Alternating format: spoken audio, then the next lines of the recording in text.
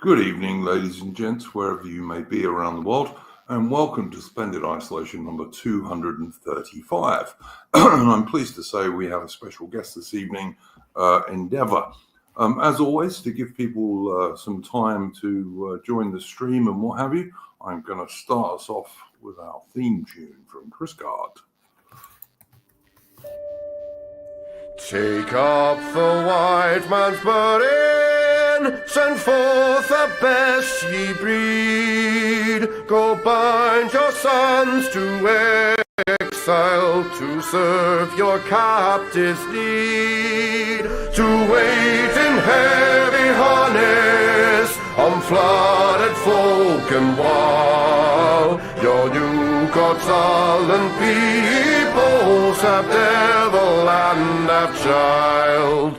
Take up the white man's burden, in patience to abide, to veil the threat of terror and check the show of pride. By open speech and simple, 100 times made vain, to seek another's profit and work another's gain.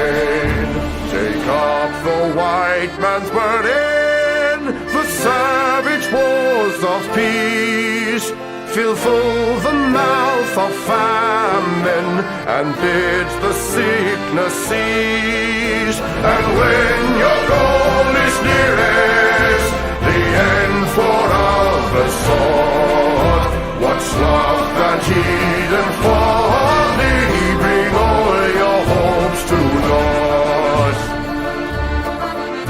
Take up the white man's burden, no tawdry rule of kings, but toil of serf and sweeper, the tale of common things. The ports ye shall not enter, the roads ye shall not tread. Go make them with your living and mark them with your dead. Take up the white man's burden and reap his old reward. The blame of those ye better, the hate of those ye guard. The cry of those ye humor are slowly towards the light. Why brought ye us from bondage, our loved Egyptian night? Take up the white man's burden, ye dare not stoop to less, nor call too loud on freedom to cloak your weariness. By all ye cry or whisper, by all ye leave or do, the silent, sullen people shall wail gods and you. Take up the white man's burden, have done with childish days, the lightly profit laurel, the easy ungrudged praise. Come down to search your manhood through all of thankless years. No age would give what wisdom the judgment of your peers. Take off the white man's burden through all of thankless years.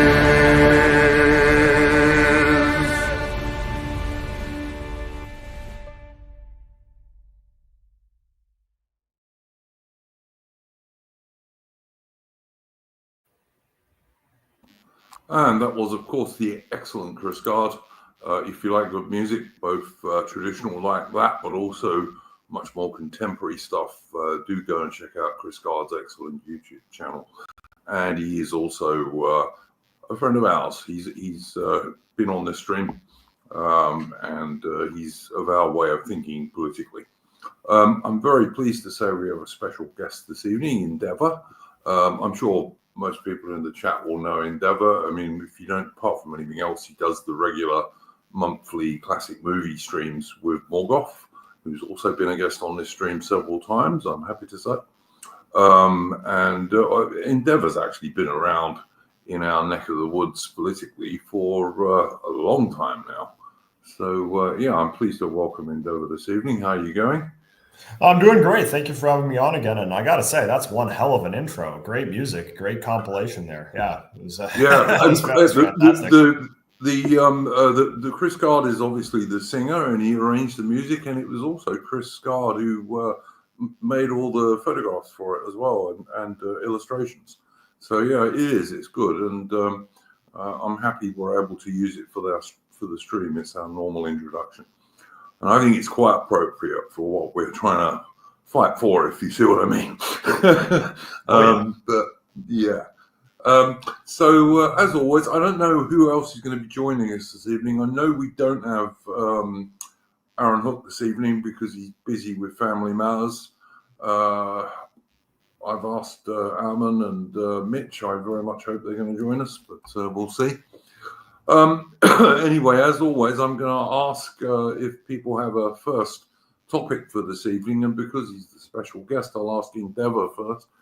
Did you have a first thing you wanted to talk about this morning? Yeah, I think there was something I'll start off with from Canada. So this might have gone a bit under the radar. I don't know if others have heard of this, but there's a story out of Atlantic Canada from the last couple of weeks that the province of New Brunswick and Nova Scotia. I know Nova Scotia passed this. I think New Brunswick was thinking about doing the same thing, but basically because of the threat of forest fires, the province of Nova Scotia has banned people from entering huge swaths of the entire province. So they've banned people from hiking in the woods. So if Crown Land, the place where you go to go fishing, camping, hunting, go out for a hike, they've banned people from entering a huge portion of the province. And I think that I heard recently that New Brunswick was thinking of doing the same thing.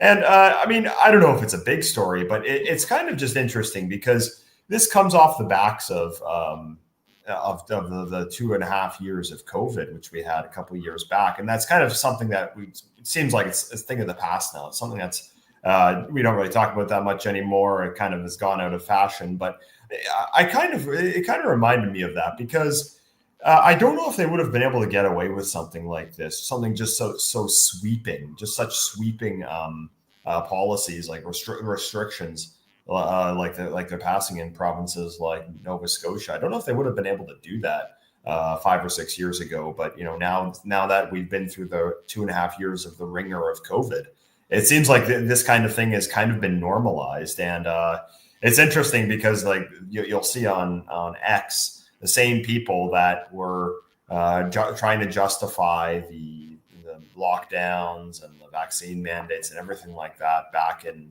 2020, 2021. They're now out there again trying to say like, oh, you're an idiot if you want to go to if you go to the forests, you're an idiot because climate change is causing this drought and you're going to cause a forest fire. And it was they had one of those libtard comics out there, like just the ones you saw during COVID, like it's mocking you for like, oh, you're just this fat, ignorant conspiracy theorist if you're against these restrictions. And like, there's another one doing the rounds on libtard Twitter in Canada.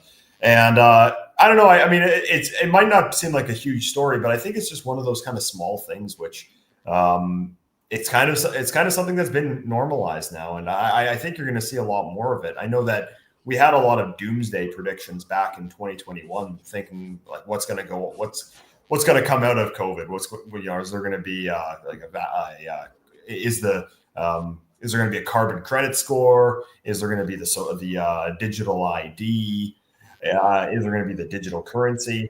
I do wonder, like, is a lot of that stuff still in the pipeline, and I'm trying to push it through because I see something like this as it feels like we're still headed in that direction. It might not be the big news story out now, but it's something that's like sweeping bans just like that and just banning people from. I think it's like the majority of the land in the province of Nova Scotia. People are just not allowed to go there, and it's on the basis of all these like climate policies.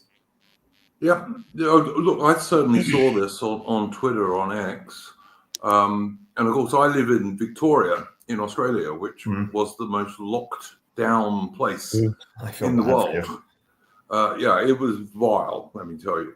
And the Dan Andrews, the Labour politician that did it, was still re-elected afterwards. I mean, which really kind of tells you the level of intelligence of some of the voting public in Victoria. But yeah, I mean, I agree with you, Endeavour. I mean, this blanket ban on people going in the woods. I mean, I think Australia is probably more prone to bushfires than Canada. And they haven't even done that here. I mean, they certainly do ban people having any sort of fire in the bush occasionally, but they don't ban people for actually going there. I mean, that's fucking ridiculous, frankly. Yeah, I've heard of fire bans before. I mean, that's a pretty normal thing. But then now it's just sweeping ban saying you're not allowed to enter any of the wooded crown land in the province, which is a huge port. I think it might even be the majority of the province of the land. I'm not entirely sure, but that's like basically, it's kind of like going towards the whole like 15-minute city kind of thing,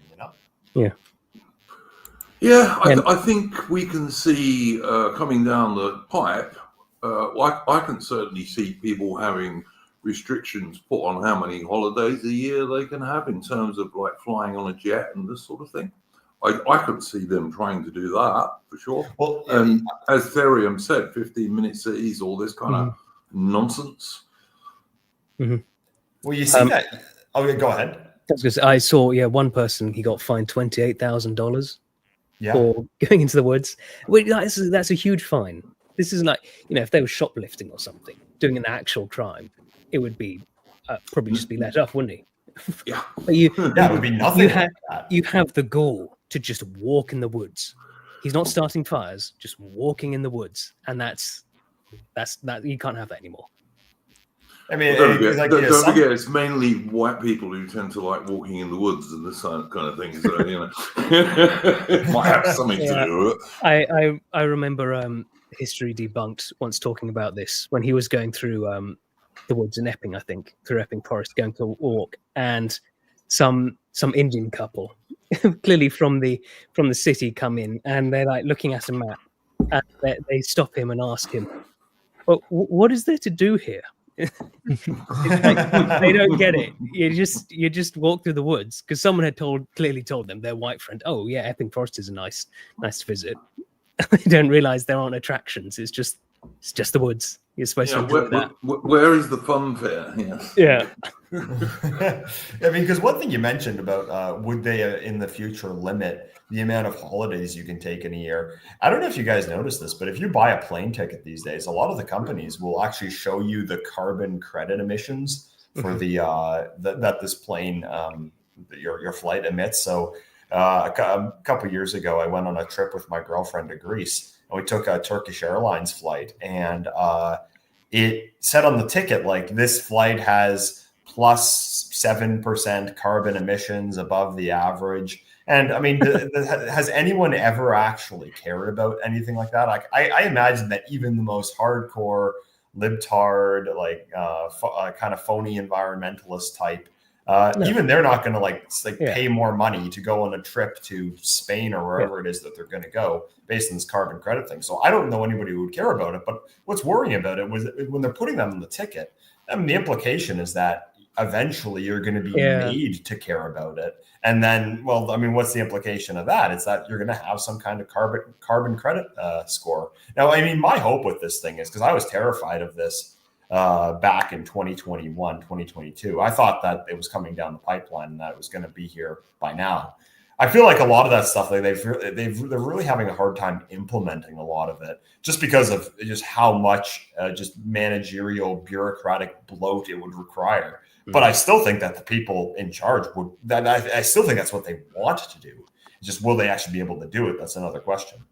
What do you think the response has been in the general public to the forest ban? Because I remember I mentioned this to someone, and she just said, "Well, it's only temporary, so it doesn't matter." Which is, I mean, that's the lockdowns. Yeah, right. It's the wrong attitude, but like, Are people generally okay with it? Well, I mean, I've never lived in Nova Scotia. I mean, I've been there. I was there. I've been there before, but it was years ago. So I can't really say what the general attitude is in Nova Scotia. There has been quite a bit of backlash, at least what I've seen on X, that a lot of people have spoken out against this, and even the mainstream media is actually reported on some of it. There was a guy that you mentioned, another guy that went into the woods, and I think another guy did the same thing recently, like basically to protest the ban.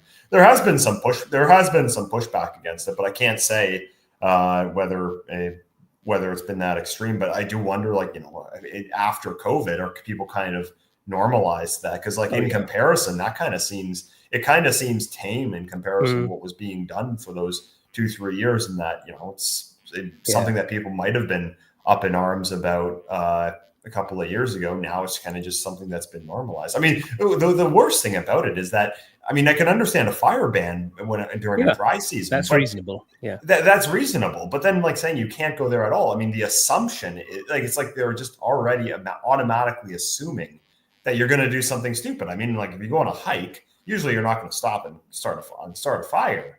You're going fishing, I mean, unless you're going on a fishing trip for several days, you're probably not going to have a fire. So, like, what? As long as you're not bringing lighters and tinder and kindling and stuff into the woods, I don't see why you can't. But it's just like this sweeping ban, which I do think that people have kind of been normalized to things like that after everything that's gone on over the last couple of years. They definitely wouldn't have done this pre-COVID. This is something that COVID made a lot of governments realize that they can push a lot harder than they thought, I think. Yeah, I agree with that. Adam, did you have any opinions on the walking in the countryside ban that parts of Canada have implemented? No, I heard about this. I didn't. You might have already covered this, but why was this brought in? Was it because there was a couple of high-profile forest fires there? Yeah, it's because there's a dry season and there's a risk of forest fires, and I mean that's been going on for a while in Canada now. But I mean, at least to my knowledge, it's new. It's new that people have just been outright banned from going to the woods. Like, I don't know if that's actually happened before. Yeah, that's pretty insane. I mean, one of the things I was quite surprised at, even in Australia, I don't know if this has changed in recent years, but I know that couldn't you still go into essentially the wilderness even when they were doing controlled burns? You just had to be, like, sort of personally responsible for yourself. Yeah, pretty much. And that's the way that would work. I mean, they would tell people when they were going to do these things, and if you were stupid enough to go in there, that was your problem, basically. I mean, that's pretty cool. That's pretty, like, freewheeling it. Yeah, I mean, this thing in Canada looks insane. I mean, people used to talk about here during the lockdowns in England. There were some instances where, like, they would fly drones over places like the Peak District.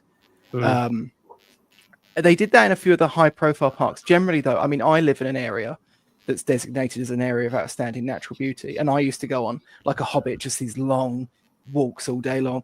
And I mean, I never saw hide nor hair of a police officer or anything anywhere. Here they seem to be incapable of doing it on any large scale. They just did it too. But I suppose in Canada you've got, like, you've got specific like a whole infrastructure of sort of wilderness officers of various different stripes and types. So, but it's a lot. It's also a lot bigger, Adam. They've got. It's not like they're short of land there by any means. No. So to me, it's just fucking insane. I mean, like, as Endeavour said, and as Tharium and yourself have agreed, there's no problem with, like, fire bans. They're okay, because you expect people to use a bit of common sense, but you can't go fishing, or you can't take your child bird watching, or whatever the fuck you want to do. Yeah. You think about, like, the idea which was bandied about back in 2020, 2021 of the 15-minute city. Now, I know in our sphere, like, it kind of became old hat to talk about this stuff. It kind of became cringe, and all the hot takes were now, like, switching to other topics. And So it wasn't that interesting anymore. So people kind of stopped talking about it. But I do feel like there are still people that want to push this stuff through, and it might not be as in your face as it was during COVID. But something like this is kind of like a little step in that direction, because you imagine that with the vision that the elites have, in addition to the whole anti-white agenda and the great replacement, they also want to have this massive control grid where they just like manage every little aspect of your life, and they have you crammed in these little 15-minute cities and these massive apartment blocks. And you can see them just like using the pretense of climate change or whatever it is with the climate to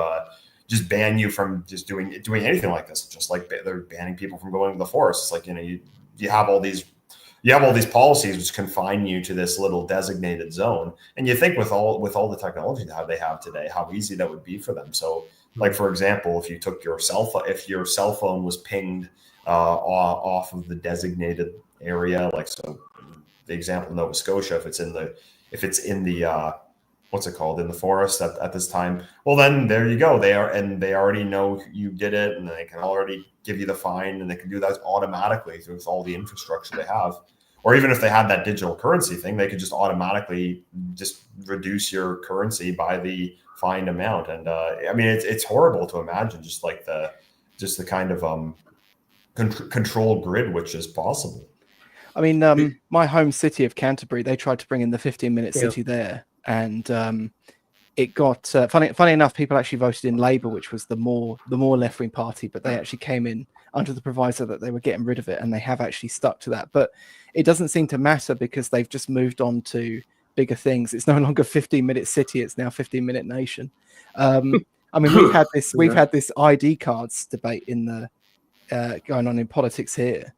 But actually, funny enough, they seem to be slipping that in through the back door, because I was told today that from November this year, just later on this year, or any company director registered with Companies House is going to have essentially a digital ID of sorts created for them. Yep, that's what they're doing in Australia, Alman. They're doing exactly the same. They're saying constantly, "Oh no, it's not compulsory."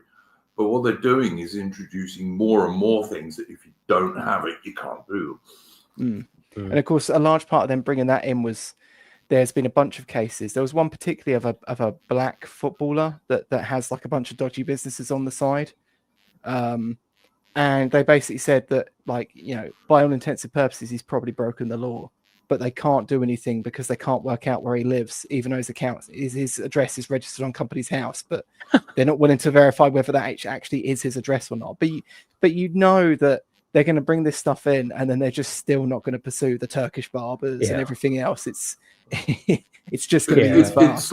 It's like the online harms bill, which is supposed to protect children from pornography, but in fact they're not using it for that. They're using it for all sorts of other things, like including, you can't write about the Crusades on X, because if you're from Britain and you write about the Crusades on X, you're told, no, you can't do that because it's talking about Muslims. You see. So. I bet you could still say that Saladin was a great guy, though.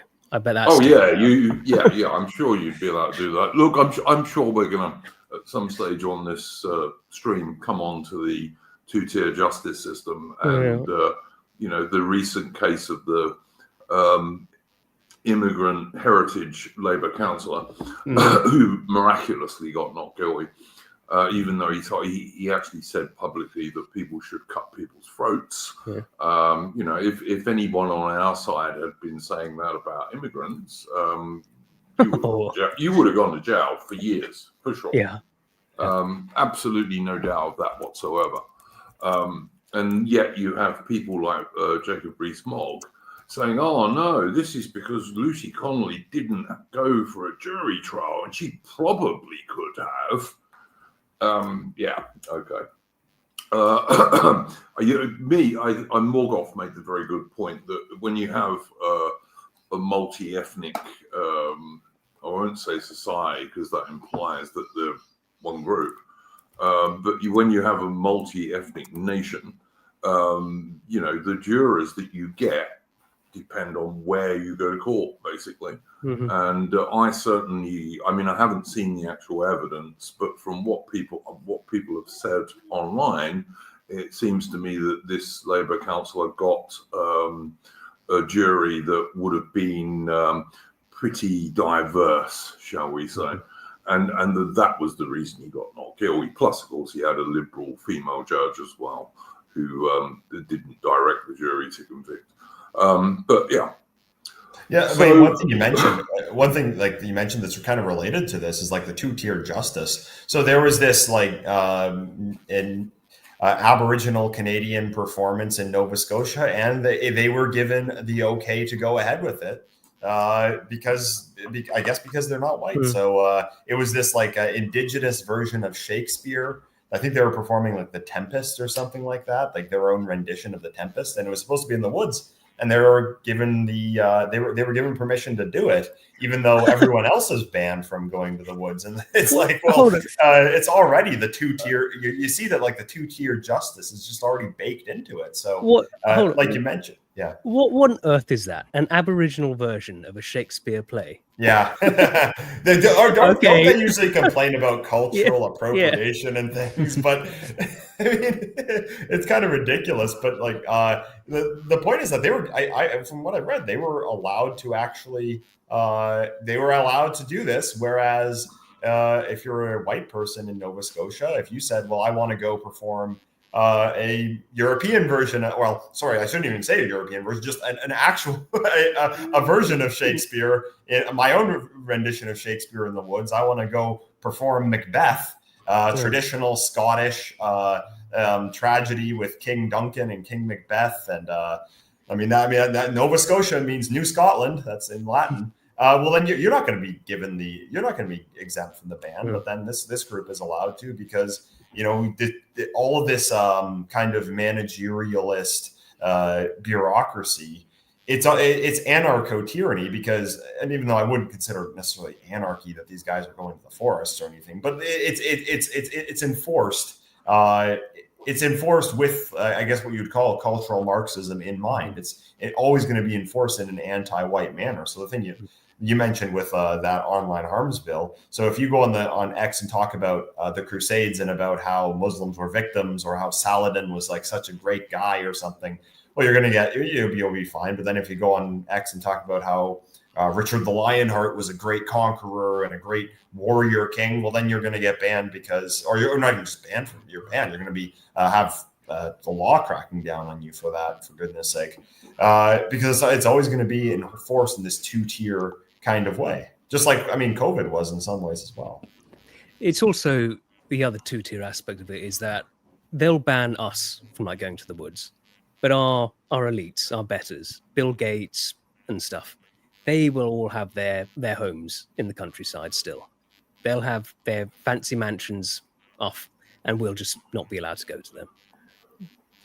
Well, they'll still, if they bring in, you know, as I can certainly see happening, if the liberal globalist regime survive, and I say if because I'm hopeful they may not in the longer term, but if they do bring in limits to how often you can fly, travel, you can bet your bottom dollar that the so-called elites, in air quotes, will certainly be able to still use their private jets all the time. Yeah, you know how they would do that? It would be through carbon credits. So what they would do is that they would have a policy where you have an allotted amount of carbon credits for a certain amount of time, but you can buy and sell those. So since you're so impoverished because of all the inflation and everything and the taxes out the yin yang and everything like that, and the rent prices go like skyrocketing, you're gonna like have to sell these things so that you can so that you can afford to live, meaning that you're like your capability of actually expending these carbon credits will be minuscule, whereas these billionaires they'll have the money to buy all these carbon credits, and then they can then they'll be able to still fly around on a private jet because when you think of something like a lot of world leaders and billionaires or something, they probably expend more so-called carbon. I mean, I don't want to get into the whole scientific thing. I don't really know much about the thing what like to what extent this even is a threat, but they expend way more than the average person, probably daily. But the way that the system would work is that they would be able to buy carbon credits, so they would be able to fly around the world on private jets. So you're basically selling your allotted carbon credits so that you can buy groceries or pay rent or something like that. And then since they have billions and billions of dollars, they can use that to fly around the world, and they'll still be able to live that billionaire lifestyle. You already see that bit, because there's already, you can buy like carbon offset with a few companies that are obviously just fronts. Like Elton John has done this when people complained about him using his private jets. He goes, "Oh no, I offset the carbon by donating to some whatever joke of a company." Yeah, that makes sense. Before I move on to Tharium and ask him for his first topic for this evening, let me do a little bit of channel admin. And I'll just say, guys, I've noticed we do already have a super chat. Thank you very much to Gerin, who's a regular guy who donates. But if you want to support the channel, or if you want to ask a super chat question, which we will address towards the end of the stream, you can do so via Entropy, and that is pinned at the top of the chat. Also, please do hit the thumbs up button. It really does help the channel if you do that, guys. Thanks for that. Tharium, did you have a first topic for this evening? I thought we could maybe talk about the rather strange response to the hotel riots from the government, because it's completely different from what we had last year at Southport. It's been very quiet, hasn't it? First of all, I'd say they're not really riots; they're protests. But sure, but the difference is night and day. Whereas instantly with Southport, it was right out, far right thugs, you're all going to jail, and now they're being very quiet. Nigel has, of course, thrown out the far right thugs, because of course he has, but we're not hearing anything. In air quotes, Nigel's idea of far right thugs and mine are not the same thing at all. Which is a bit weird, though, isn't it? Because at the Southport thing, he was a lot better in his response to that than he has been to this one, despite the fact that the Southport one was optically for him a lot worse than the current. They're trying to blame it on him. Yeah, Adam, a year ago or so, Nigel was still talking about mass deportations. 18 months or so ago, Nigel was very against the war, supporting Ukraine in the war. But he seems to have changed all that stuff. Well, I think he got quite afraid, because during the Southport thing, they tried to say that there was a big push where a lot of the shit libs, the O'Briens and those sorts, tried to call them the Farage riots. Yeah. And they were, it seemed to be a bit of a joke, but they were trying to, a joke of an attempt, but they were trying to almost sort of cast a net over him, essentially. That the state didn't seem to really want to, or have the balls to follow through with. But I think that did scare him a little bit. Also, I will say one really good thing that I saw today is that the protests against the migrant hotels, and they are mostly normal mums and dads and brothers and sisters who are merely trying to protect their daughters, basically, and with good reason. I mean, we see attacks almost every day. But anyway, the good thing that I saw today is it's now spread to Scotland, and there are protests in Falkirk. So the Scots are waking up as well, which is excellent news as far as I'm concerned. It's funny because Scotland and Wales, their governments, they just always begging for more immigrants, for the migrants to go there, but instead they all just stick to England. Oh, that's depressing, because I'm Scottish ancestry, and I'd like my ancestral homeland to be based, but unfortunately they're not. Endeavour, I tell you, there's a couple of young Scots chaps on my Discord who are very based, and they would agree with you totally on that. Oh yeah, I don't doubt that there are lots. One thing you'll always see with these kind of far right circles is that and far right in quotations, but whatever. In our kind of neck of the woods, one thing you'll always see is Canadians are way overrepresented. So I've been to a few of the conferences that I've been to. A couple of them were in Europe, and there were a huge amount of Canadians at both of them. And I think one of them I went to a few years ago. It was in Tallinn, Estonia. It was organized by Frody Midgard, and about 60 or 70 people went, but there were like 13 Canadians. So we were like 20 or 30% of the. How much would that be? Like 13 out of about 60. So yeah, that's a pretty good representation. Pretty good percentage. And think about how far away from Canada that is. Even when I went to the Homeland Party conference, which was a very, very small affair up in the Midlands, they had a couple of Canadians there as well. It was good to see. I think one of the reasons is because with Canada, I think there are two. One is that it could be because a lot less goes into controlled opposition. So our controlled opposition is a lot more incompetent than it is in countries like the US or the UK, whereas we don't have a Nigel Farage kind of like stealing all the air in the room. We don't have a Donald Trump, which, people create this cult of personality around. So most of the Canadians who go to the right, some of them get on board this kind of like MAGA train, and they just end up worshiping the US. But then a lot of them just end up in our sphere because that's basically where you're going to go if you're on the right. So because our conservatives are just so like milk toast, and they don't even pretend to. They're not even controlled opposition. That's because they don't even pretend to be opposition. So, I think the other reason is because just the state of the state of the country. It's just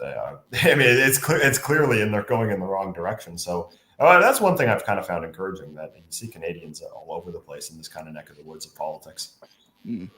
I'm going to ask you later on, Endeavour, what your impressions of Britain were, because I know you visited your friend Morgoth fairly recently. Mm-hmm. I'll do that after we've gone round the panel for their first topics.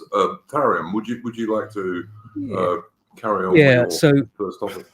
I mean, I haven't heard of any sort of cases of them going around black bagging people at night after the protests. I haven't heard of any of that, but I have heard they are rolling out more facial recognition vans. So they might be. Maybe they're waiting a while for it, hoping that it will die down a bit.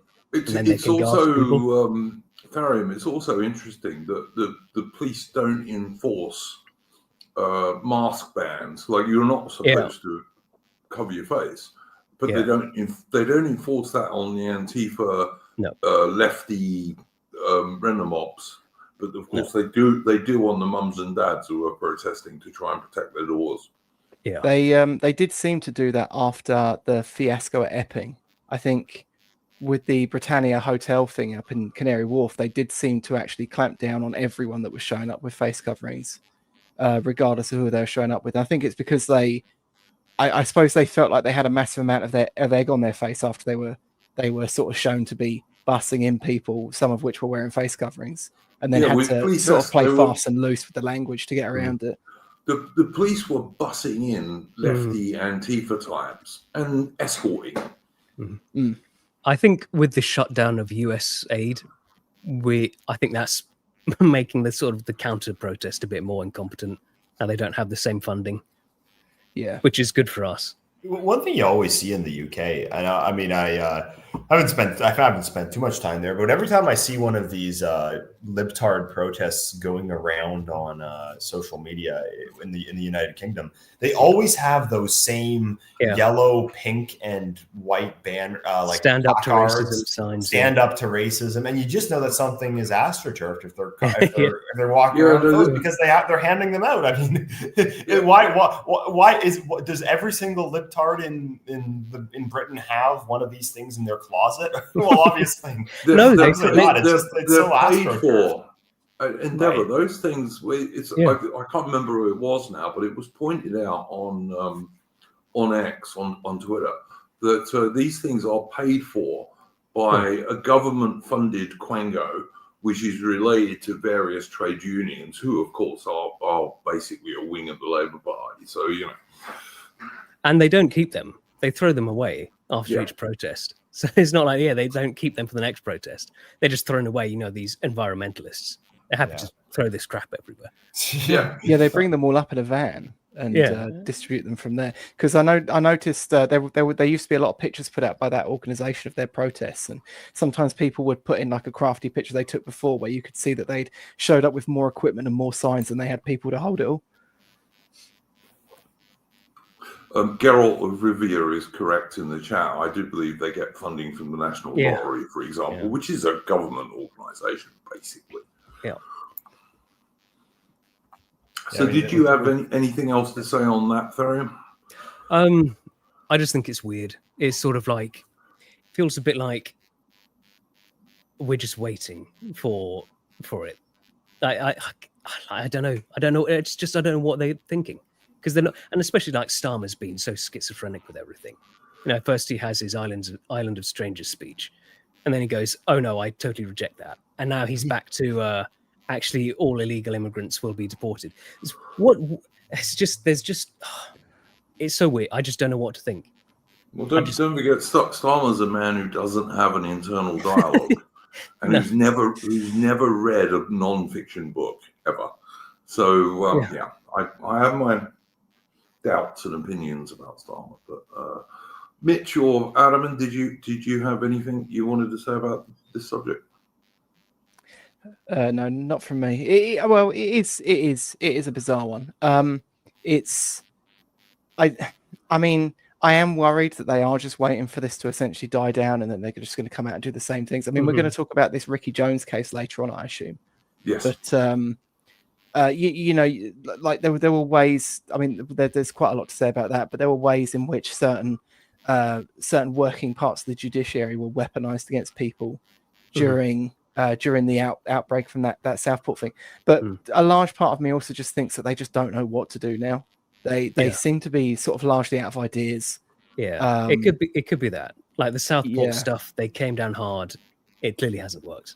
And the thing is as well is these protests just seem to go like, that Southport was the Southport incident did seem to be large scale rioting. These are much more peaceful. Even the times when they have broken out into something, it's so much more restrained.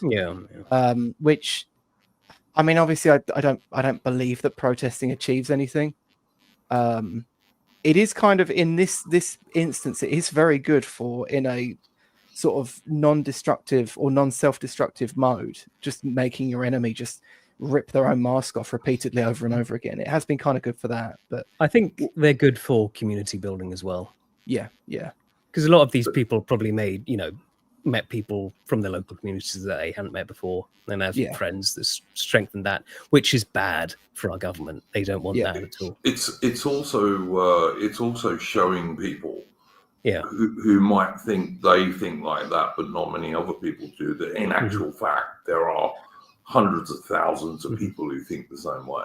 Well, yeah, I mean, we've talked on this stream before about like the idea of like preference cascade, popularized by that Turkish economist, where he talks about like North Korea specifically. But yeah, it is a large part of that. Like, I mean, there's that point made by Peter Hitchens all those years ago about Mick Jagger being arrested for drug possession, and them sort of like on Question Time mocking the idea that the police would be so harsh, when actually most of the country thought that he should have been in prison for it. And it's like, they're trying to sort of essentially keep you isolated at home and essentially told that you're on your own with your sort of bigoted old-fashioned beliefs. And you see this, I mean, it gets quite effective, especially when you look at somewhere like Epping, where this most recent bout of protest broke out with the Bell Hotel.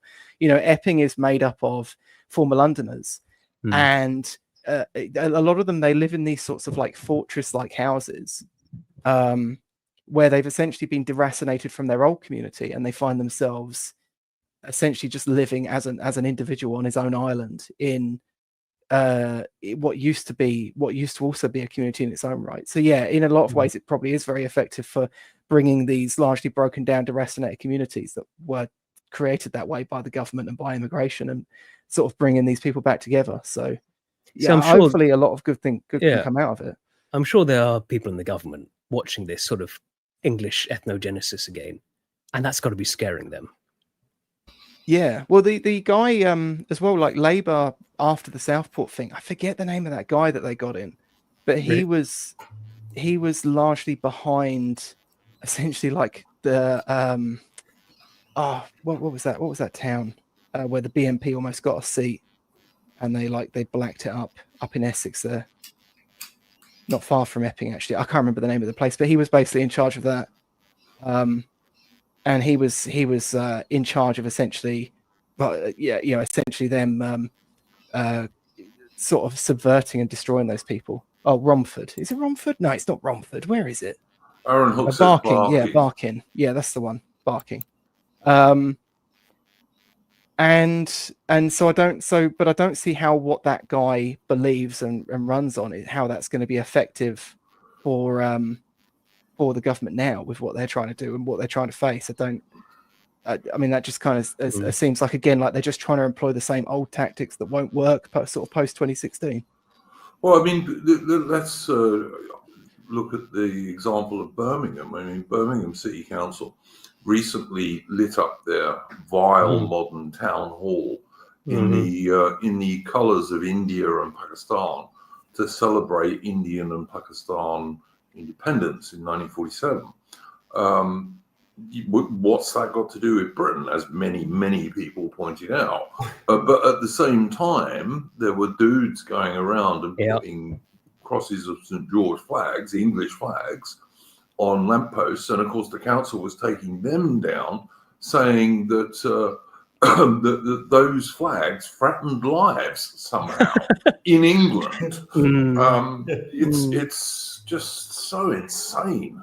Funny thing is, we had something similar in Canada. So in the town Mississauga, which is it's kind of part of Toronto. It's a bit further out. It depends on where if you live there, you'll say you live in Mississauga. If you go abroad, you'll say you're from Toronto. But I mean, this place has been flooded with migrants. I mean, I would imagine by now, like must be like 40% white or less, like maybe 30% or so. They raised the Indian flag over the town hall a couple days ago. Well, gee, it's like, well, I wonder why. Oh, you mean we flooded the country with India, and now they want to put Indian flags everywhere? And it's the same thing as in Birmingham. Now they're turning the town hall or the city hall or whatever it was into the colors of the Indian flag. And the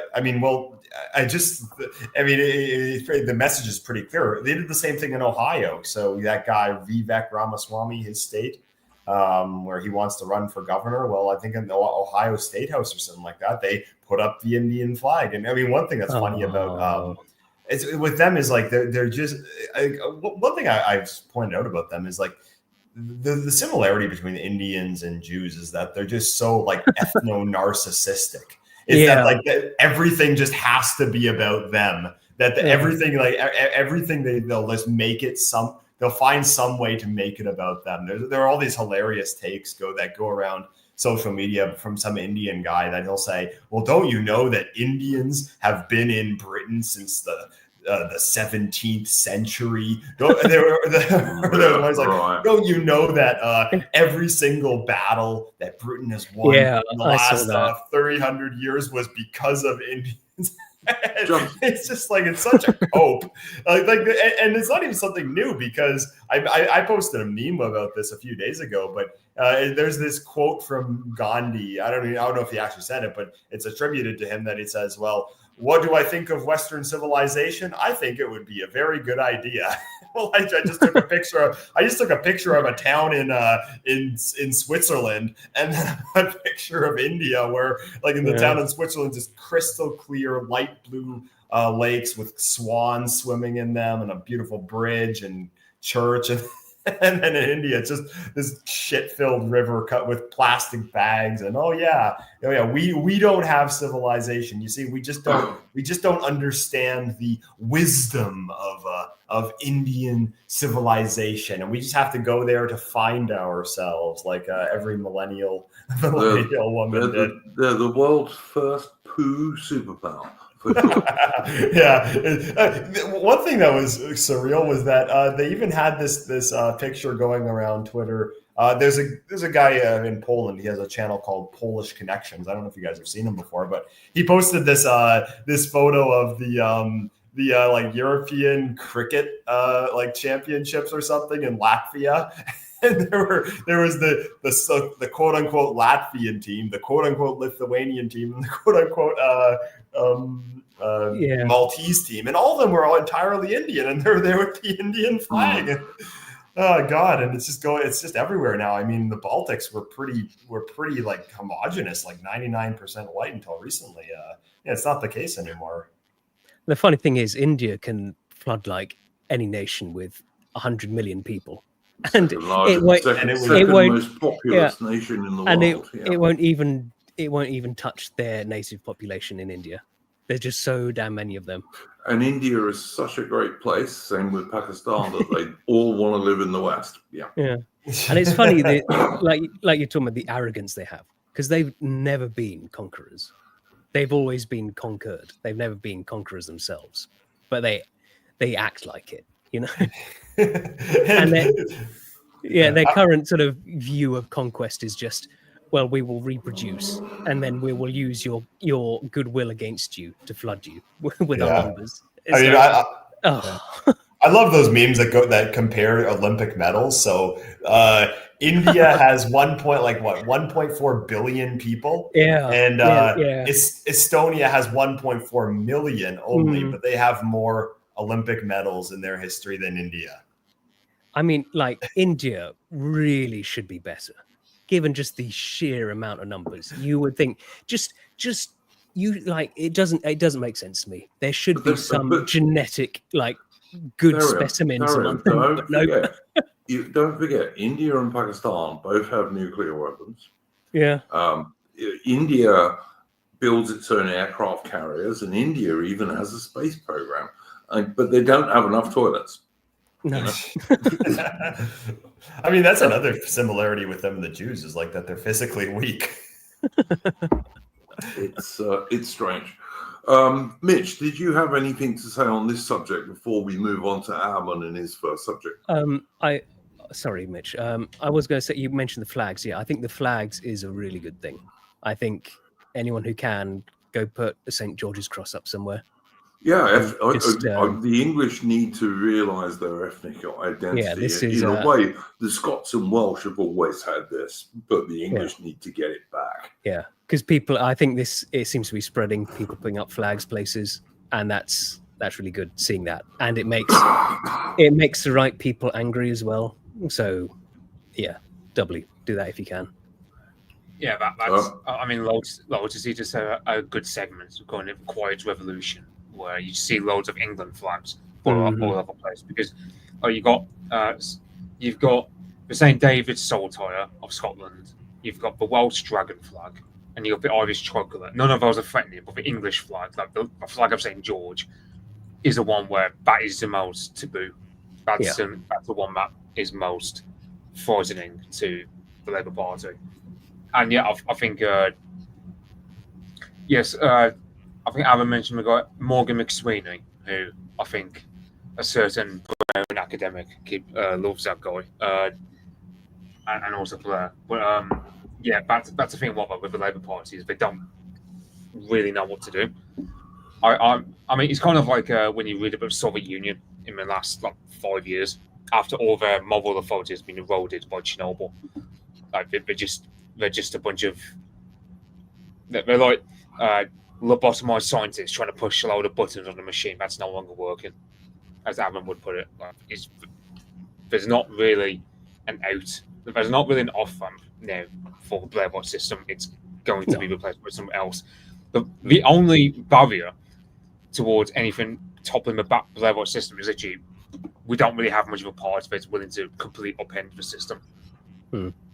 Like we're closer with God's reform, and well, if you're going off the Telegraph article, I would just say to people in the chat, if you haven't seen it, our last history stream on this channel was about Henry V, and it was basically Atterman and myself. Mitch and myself, and it was mostly Mitch's stream, and I actually learned stuff I didn't know about Henry V myself on that stream. So if you haven't seen it, I do recommend people go and check it out.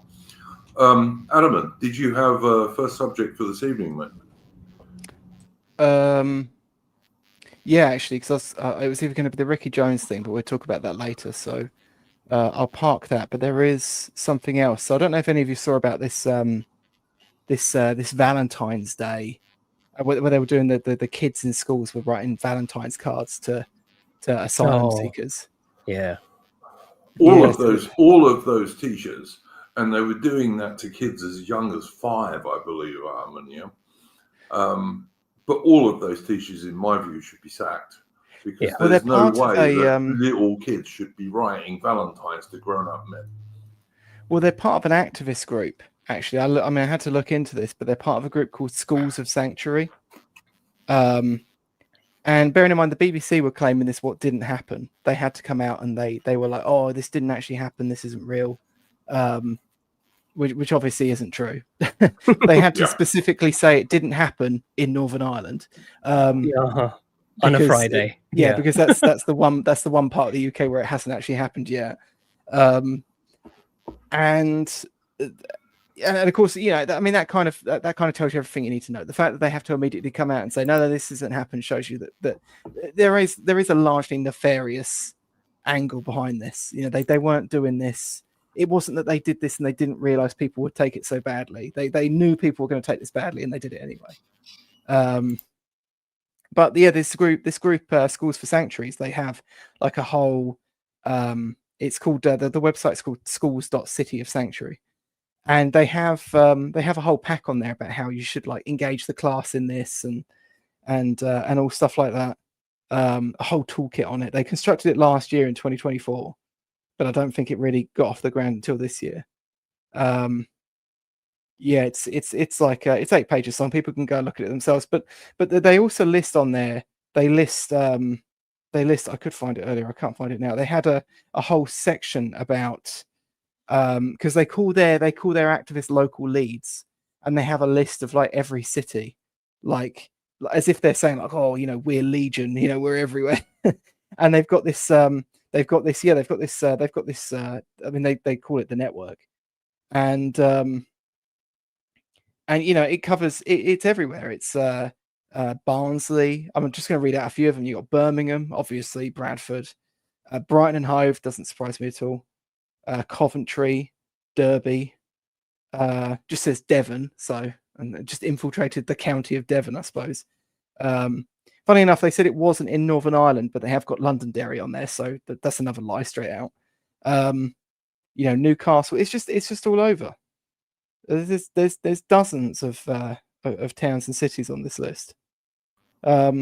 Interesting, they say Londonderry. Of course, Londonderry is a Republican part of Northern Ireland, in terms of political power, anyway. They did write Derry in brackets afterwards. They had to get that. Yeah, of course they did. There you go. That shows you what they were talking about. Yep. Yeah. But and we all know.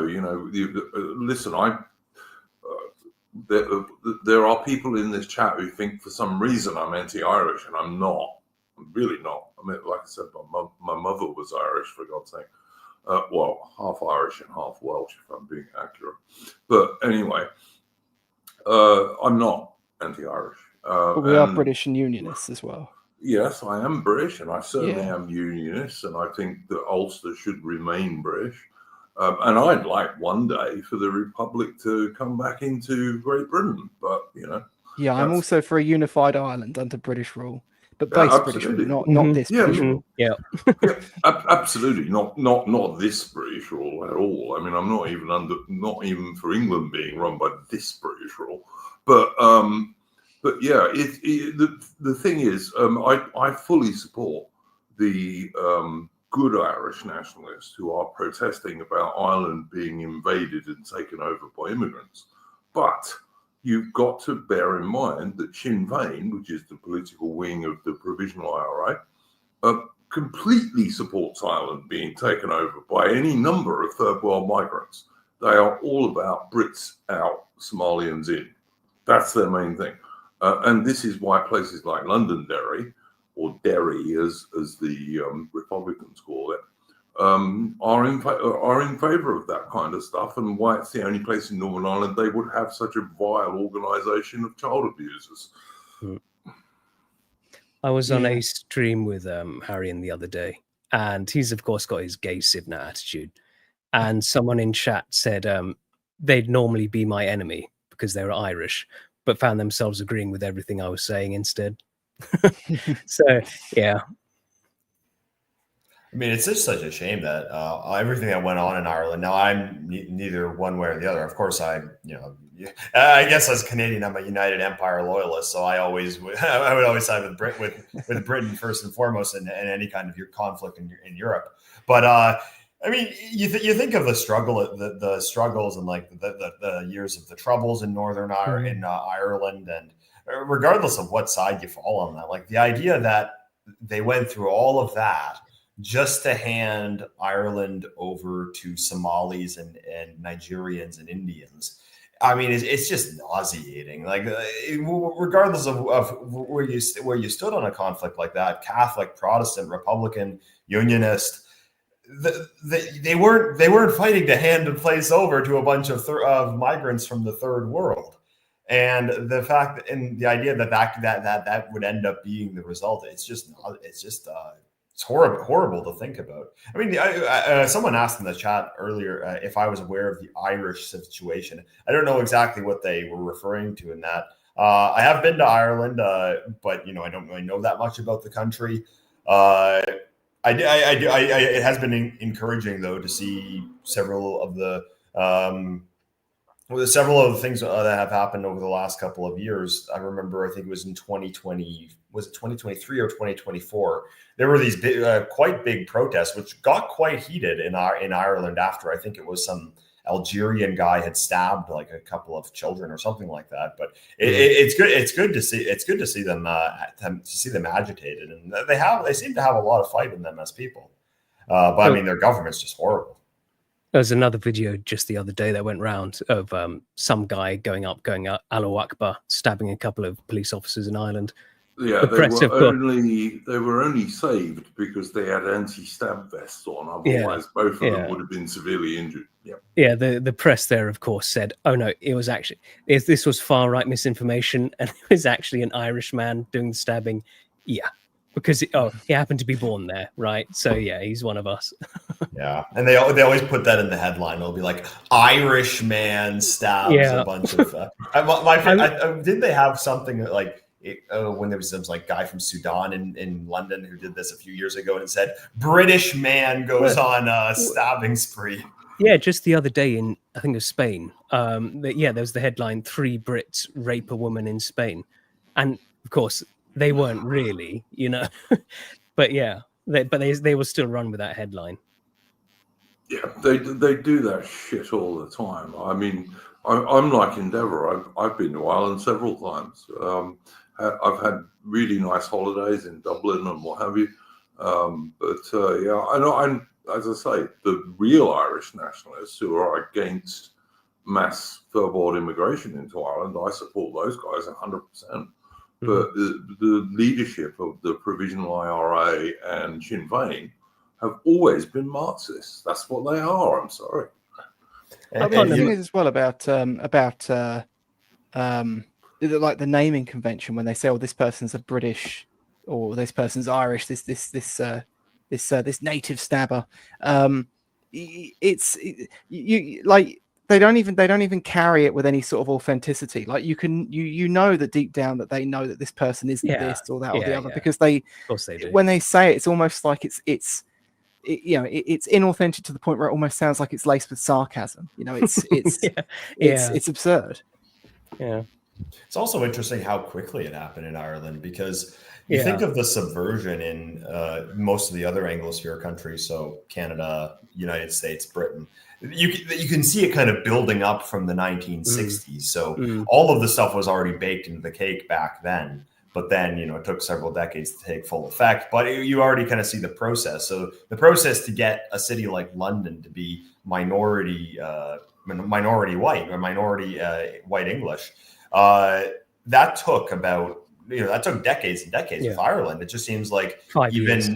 Yeah, it seems like a couple, like maybe 1 decade tops, that it goes from being this, pretty conservative, quite patriotic Catholic country to just being this libtard, to just being this libtard country whose government seems like they just can't replace their own citizens fast enough. I think it was Millennial Woes that put it in a way that this kind of formula for subversion, for like globalist takeover, this was mastered in countries like United States, Britain, Canada, and then it was just this formula was just planted onto Ireland, and then it just happened seemingly overnight. Whereas in these other, and like another thing to point out is that in Ireland, one thing that they did was they were throwing these migrants into these small little villages, whereas in the countries that got them much sooner, so one like Britain, the case was that you'd get cities like London, Birmingham, Manchester with a huge migrant population, but then these small towns were pretty much like still 99% white. Yeah. Whereas in Ireland, when they started with the Great Replacement, it seems like they got ahead of the curve, and they already started like it'll be a town with like 1,200 people, and they tried to like open a asylum center to put like 200 or 300 Africans in the town overnight. They do that in England now. Since the Boris wave, they put them in all the villages too. They do. I live in a small village, and during the last heat wave, like a month or so ago, I was walking up past the local bus stop, and there was clearly a new arrived African gentleman. He was there in a puffer jacket and a woolly hat. Oh. It was like 32 degrees. I just would like to address Aaron Hook in the chat here. Now, Aaron Hook is a friend of mine, and he's a regular on this stream. He's right. And he's a good bloke, and I think he is right. But I'd just like to address something that he says here. He's saying the real Irish nationalists, I'm not talking about Sinn Féin, are openly and ardently Republican. We should never forget that, gentlemen, as you praise them. I will say this, Aaron, all right? I get quite bored with the infighting on the right, okay? Yeah. In England even, and in Britain even. But I even get more bored with the infighting between right-wing Brits and right-wing Americans, right-wing Americans and right-wing Canadians, right-wing Australians and right-wing Brits, and to some degree also with right-wing people in Britain and Ireland. Yes, you are right, Aaron Hook. And eventually, I will fall out with those guys over that stuff you're talking about. Right now, when it's not the main issue, no, I'm not going to. I'm sorry. There are more important things to address, in my humble opinion. Yeah.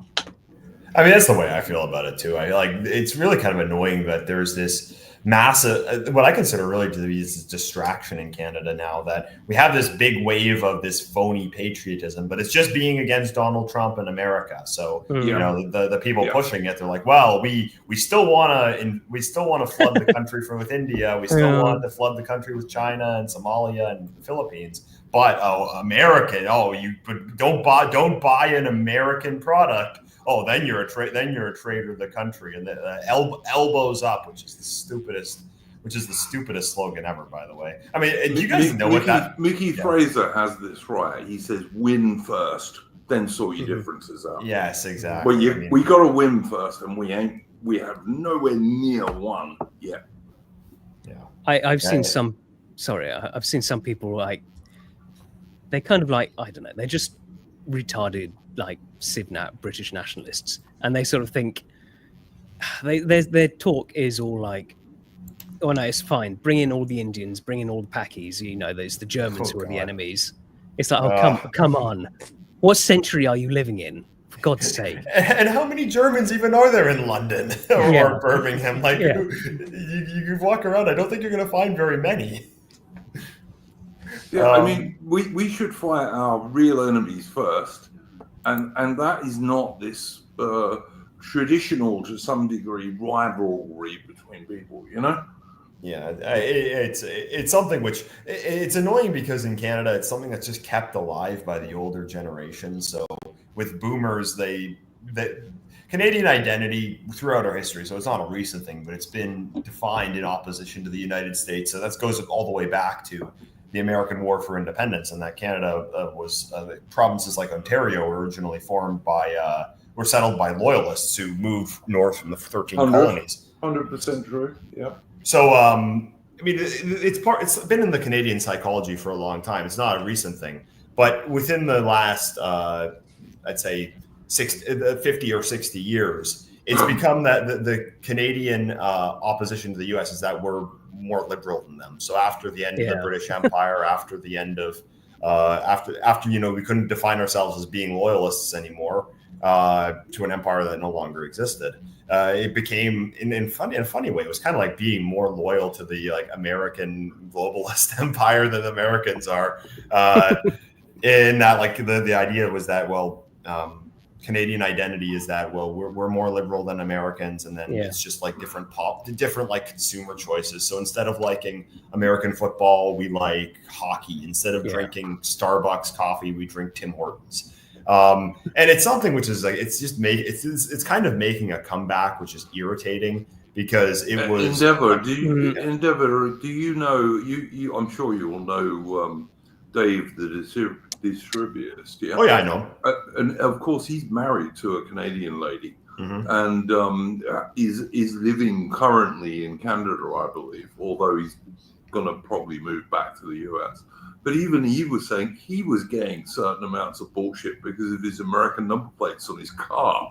It's just bloody stupid, Yeah. Well, one thing that's kind of encouraging is that when you look at these rallies, everybody at these rallies, they look like they're in their 60s at least. It's a sea of gray hair. So this kind of for sure. What we call this in the Canadian sphere, we call this leaf lib nationalism. It's like this liberal nationalism from the late 20th, early 21st century. And one thing was funny, they had this Molson Canadian ad. So that's another thing with us is that instead of drinking Budweiser beer, we drink Molson Canadian because we're not American. And there was this ad from 2000, and it was a guy that got up on stage and said, "I don't have a president, I have a prime minister. We have provinces here." And then it ends with him saying, I am Canadian. It's a beer ad. But they wheeled out the same guy. So back then he was, I think he was 27 or so when he did the ad. But now the guy is in his mid to late 50s. And it's they're trying so desperately to wheel back out this kind of what we call leaf lib nationalism. But then the problem is in cities like Toronto, well, I mean, there are none. there are no white people left. So now they still have woke stuff. So now they still have the rainbow flag, and they'll still have the Black History Month. So when I visited Toronto this year, in Union Station, they still had Black History Month, which was supposed to be in February. In June, they still had their rainbow flags, and it just seems like there is no narrative now. So in Canada, we went from going back to 1960s, this was the Dominion era, but then we went to the Leaf Lib era from the 60s to the 2000s and then 2010s. Then the Trudeau era is kind of the woke era. And now we're kind of in this one where they don't even, it just seems totally confused. They're trying to wheel out some of the Leaf Lib stuff, but then the woke stuff is still there as a residual. And it just seems like there is no coherent narrative, and it's just kind of lost. I will say, Endeavour, that one of the ways I judge Canadians is if they like the old Canadian red ensign flag, they tend to be much better. Oh, yes. The most of the Canadians I've met who are real Canadian nationalists in the sense of, they love Canada as Canada, but they're not anti everybody else. They tend to like the old red ensign flag, which of course is the original Canadian flag. So, this is the flag, which I prefer as well. And there is one thing that's quite encouraging. You guys mentioned earlier the St. George's flag in England, that this kind of has become this symbol of English nationalism, that it's kind of this flag is kind of a threat to the system. So when somebody flies the St. George's flag, it kind of gives the establishment a bit of nerves, because they see that this is kind of something that's unabashedly nationalistic. The Canadian red ensign flag is becoming that for the Canadian scene. So it's kind of we're kind of adopting this as this nationalistic symbol, and it's very fitting because one thing that's interesting when you look at the Canadian ensign flag, you see that the shield, it has the emblems of England, Scotland, Ireland, and France. On the shield and then the maple leaves to symbolize Canada. So it's a reference to the ancestry of the European settlers who built the country. So I mean, this as well as a symbol, which I mean, it hasn't been as much demonized, but you will see like that because I guess we're kind of just getting started with the whole thing. It's the Canadian scene's kind of just starting to get moving. You'll see with a lot of these so-called anti-hate groups. So our version of Hope Not Hate, which is called the Canadian Anti-Hate Network, they're now saying that this is a symbol of hate and that's a symbol of colonialism, and because it's a symbol, it's something which represents us. It has the emblems of our ancestry on the shield right there, and it's something which I mean that there's a reason that they changed the flag back in the 1960s, and there's a reason that they want to to erase all of that today. Yeah, makes sense. Adam, sorry, mate, we kind of went off at a tangent there. Did you want to finish what your point was? No, that's fine. I think it was a good tangent. Yeah, let's carry on that train of thought, I suppose. Okay, Mitch, did you have anything to add to that one? And if you didn't, what was your first topic for this evening? Regarding Canada trying to outshine America's liberalism, that's kind of what Scottish are like. You know, the SNP think, oh well, we have to be even more chivalry than the English, and it just ends up being, because it's like they always have this fear of being outshone by their more well-known, or like just neighbour that is just like natural, a lot more dominant. Yeah, it's like I know. It's the same thing happens with the Balkans, but you got Croatia, for example, very important, like 500,000 Indians. Meanwhile, the Serbs, they'll just like the Serbs are completely different about it. They won't have a single Indian. Like, for example, they tried to put in a bunch of like delivery drivers into like Belgrade, and everyone just shunned them, and no one bought anything of these delivery drivers. So they all had to go. I actually support that, Mitch. You know that people have been saying, you know, if you're on the right in Britain, you really shouldn't be using companies like Deliveroo. Yeah. Well, I did a video basically about this. Funding these people, you know. Yeah, I did a video about Uber Eats a couple months ago, and basically, the point of the video was that it's just the worst part of the it's just this emblematic of everything that's wrong with the modern world, because it's just going to be this dining alone on these fattening meals delivered to you by some Bangladeshi guy on a scooter or something like that. It's just the worst thing. The point of the video was that this is Nietzsche's last man. Ordering this delivery by it, you're reduced to this kind of like overweight, atomized, depressed, lonely blob, like just withering away, just waiting to be replaced by the guy who comes in on the scooter to deliver your Thai noodles or something like that. Yeah, I never used these things, and I mean, one of them is just like bad for your health and bad socially, but also I don't want to fund the people that are replacing us. I mean, this is why I refuse to drink Tim Hortons coffee as well. So this is our kind of like big coffee brand. It's our version of Starbucks, but in Canada we call it Sing Hortons now. I've seen that. I've seen the queues to like whenever Tim Hortons put out like we're hiring. I had the job interviews. Oh god. We're in Bangladesh now, huh? Okay. Oh yeah. Mitch, did you have a first subject for this evening? I'll share screen with it. Okay. I shall look for this when I can see it. I'll put it up. I think it's that one. There you go. Yeah. Oh yeah. Oh, this is quite good. Yes. It's fiscally conservative yet socially liberal, and I was ever thinking we've had that under the Tories for like 15 years for a start. Yeah, and this is that he's in the Reform group, isn't Yeah. he? He's the He's gay, their new chairman. gay former TV personality. Hmm.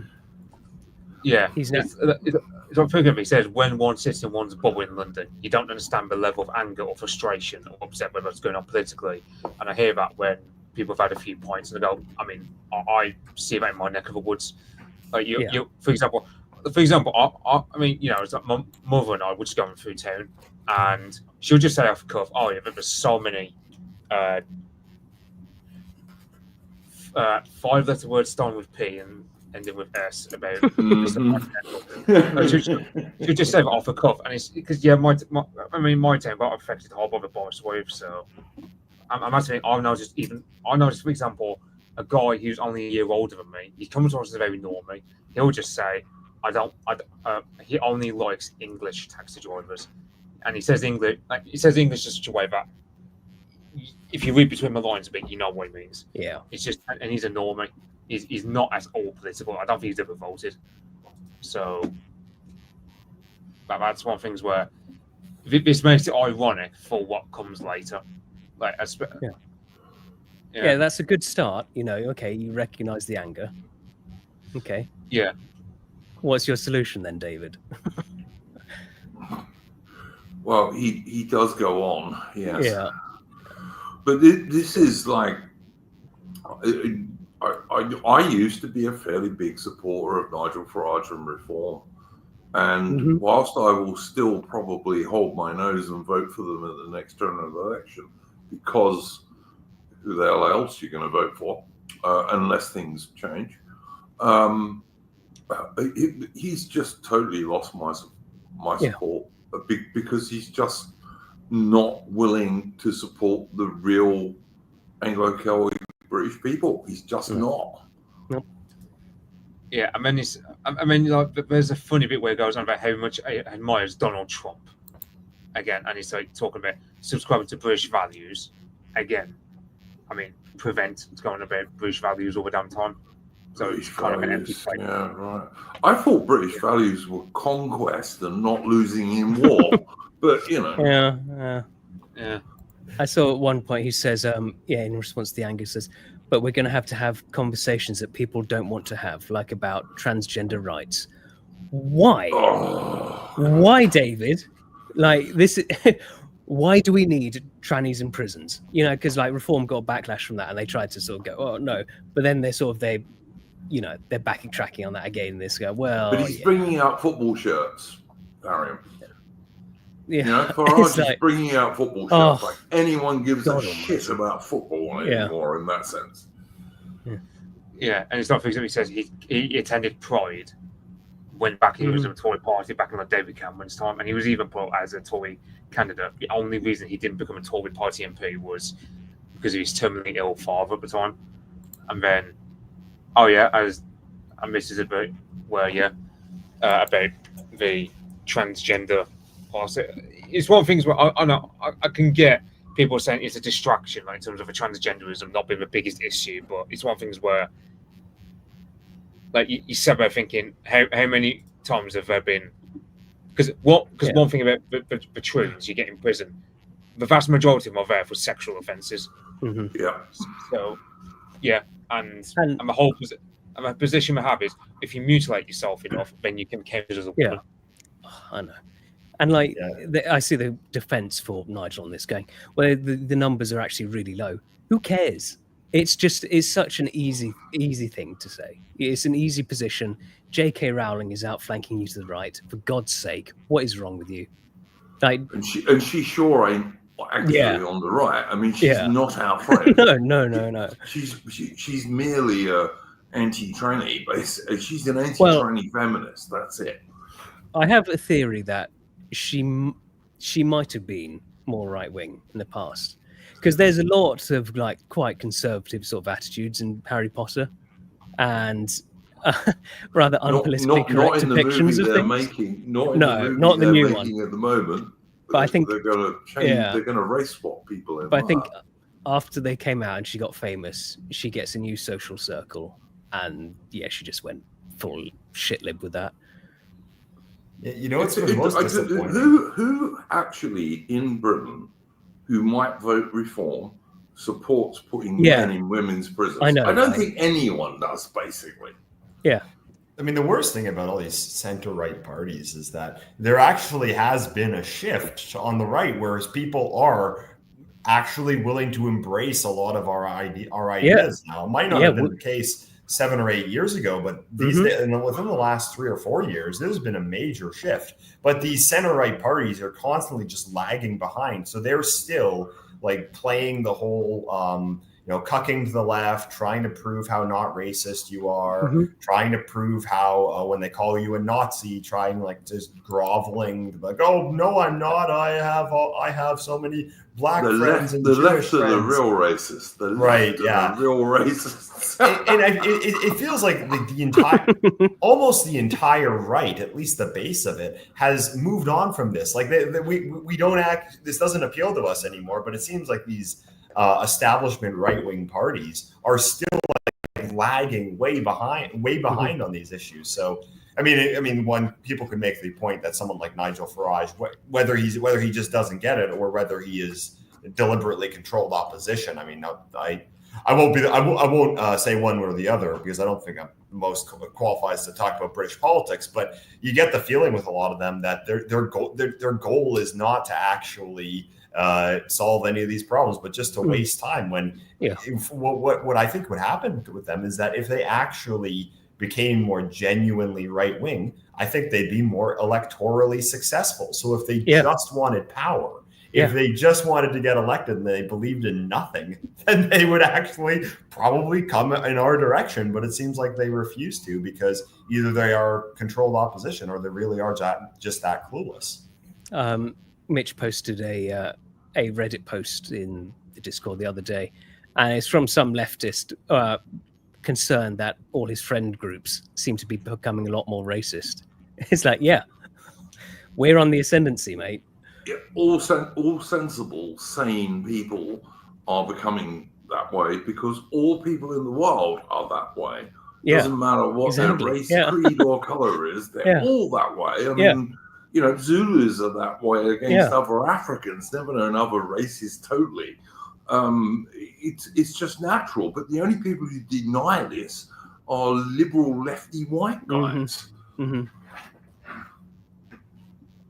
And I just wish that that these center-right people would see that, but they just seem to refuse to. I mean, if we want to talk about Canada, in the Canadian election, Pierre Poilievre pretty much shot himself in the foot by just refusing to actually do anything remotely conservative.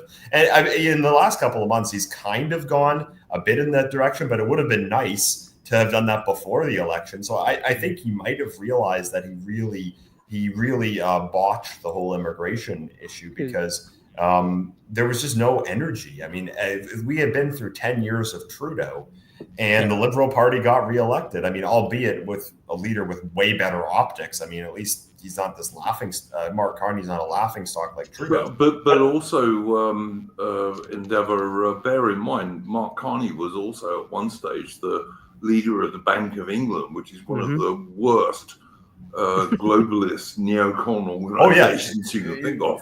Mark Carney is not our friend. He's not on our side. I mean, I just think he's just a lot more intelligent than someone like Justin Trudeau and has way better optics. But I mean, the thing is that he certainly outpoliticked Pierre Poilievre because the Conservative campaign was just so uninspired and lifeless, with Poilievre going around wearing these Indian head rags and talking about some celebration which no one had ever heard of before. I mean, the joke I had was that if you just like dropped your cat on your keyboard and then told Pierre Poilievre that the random amalgamation of letters that came up, that was some like Indian holiday, he put on one of those head rags and like then rave about how important this is to Canadian values. And what's horrible is just like that there was no energy when I actually think a large swaths of Canada are ready for that now. Like a lot of people want that. I mean, the immigration issue, I think a lot of people are actually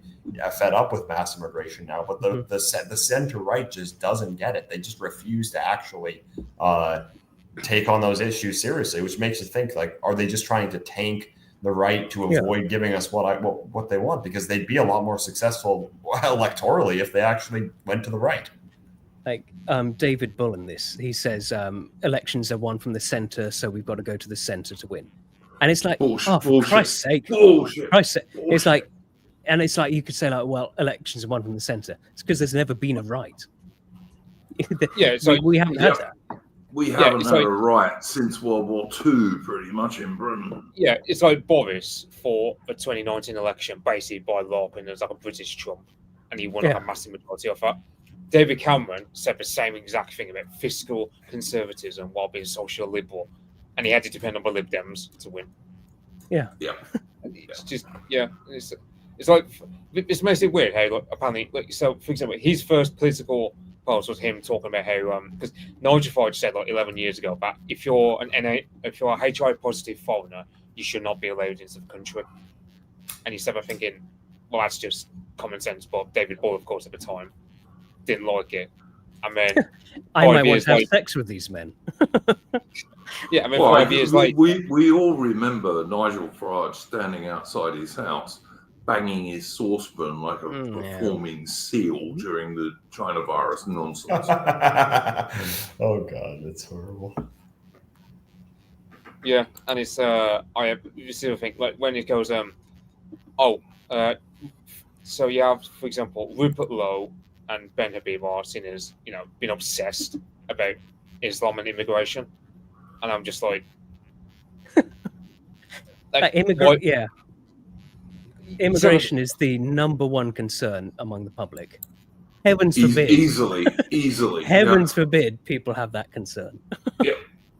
And Yeah, it's like heavens forbid our political leaders actually address it. I mean, yeah, it's like there was a woman on GB News who said herself like she was just a normie audience member, and she was saying to Patrick Christie's fella, the idea of us becoming a minority is something that keeps her up at night. Like, that's Reform's target audience, but people who get nightmares about what happens if we become a minority. well, most of them have children and grandchildren who they actually care about, Well, unless you're Richard Tice, where you got like, what is it, 4 children, I believe the guy's got. But he doesn't give a damn because he'll be dead by. I've seen that. I would just say, guys, we've got over 370 viewers at the moment, which is good. It's funny, I actually had a nightmare the other night about being chased by a horde of Pakistanis. Yeah, well, the only good thing about that, of course, Tharium, is you'll only ever be chased by a horde of them because individually they're not all that brave. But, they generally prefer 11-year-old girls, really.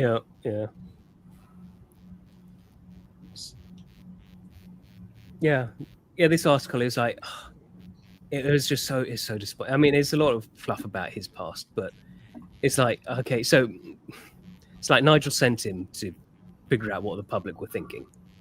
And he just comes back with this, we've got to go more left wing. Oh, for God's sake. Yeah, well, and then, look at the chairman of Reform. Zia Yusuf is not an Englishman. It's not an English name. No. He didn't even give them that much money in political terms. No. And yet he seems to be untouchable as far as Farage is concerned. I'd love to know why. Yeah, it's like in my article it says apparently David Bull at times gets demobilised by looking at how people in his comment section on Twitter, because it's basically full of our guys just like having a massive bollock at him. Yeah. And it's just and then Nigel, and he says Nigel Farage just says to him, just ignore it. Just don't bother reading. So Nigel Farage is fully cognizant of the way the wind is blowing, and he's fully aware of how massive our sphere of the internet really is. But don't forget, Mitch, that according to Farage, we are all either Russian bots or Indian bots, depending on what day of the week it is. We're not real people, and we don't really talk about what real people are concerned about.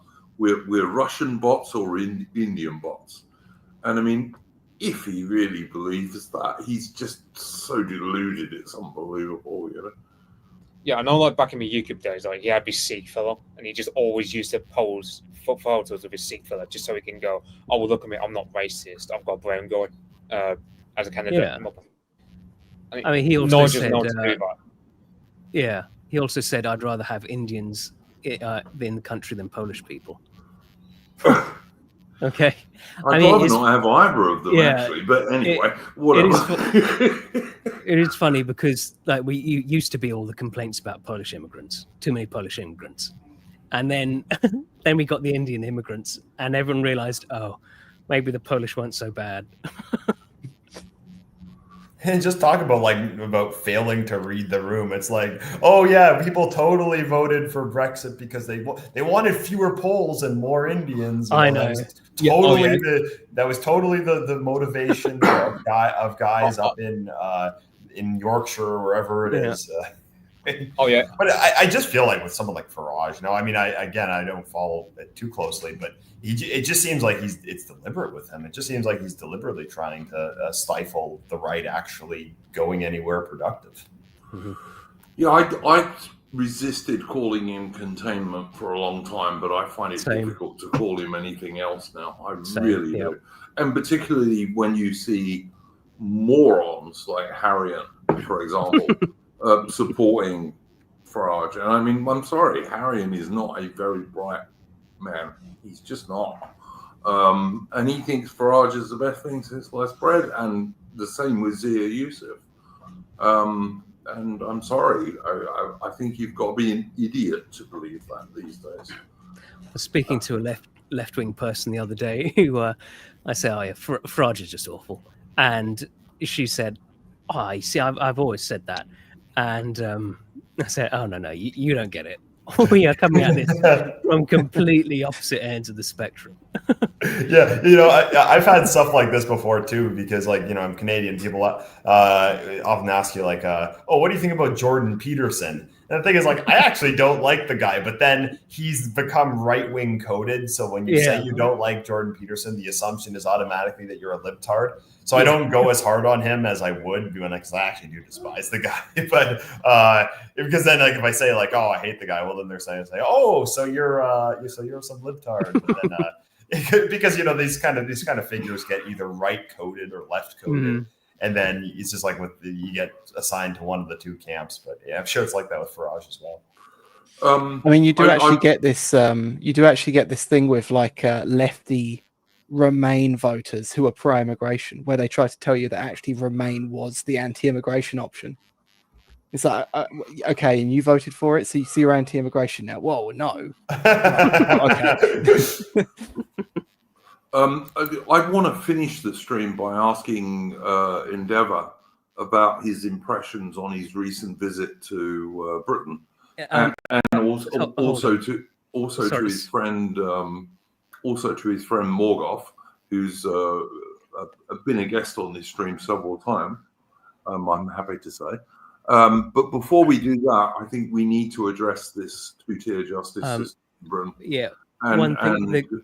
Sorry. The one thing, Sonny Jim, that comment there, Harry Gladiv actually drives his girlfriend's Fiat. Which one of those is worse? Which one of those is worse is what I would say. But yeah, I think we need to address this recent thing where, you get Lucy Connolly, who got basically 3 years in prison for a tweet, which she removed very soon after she made it.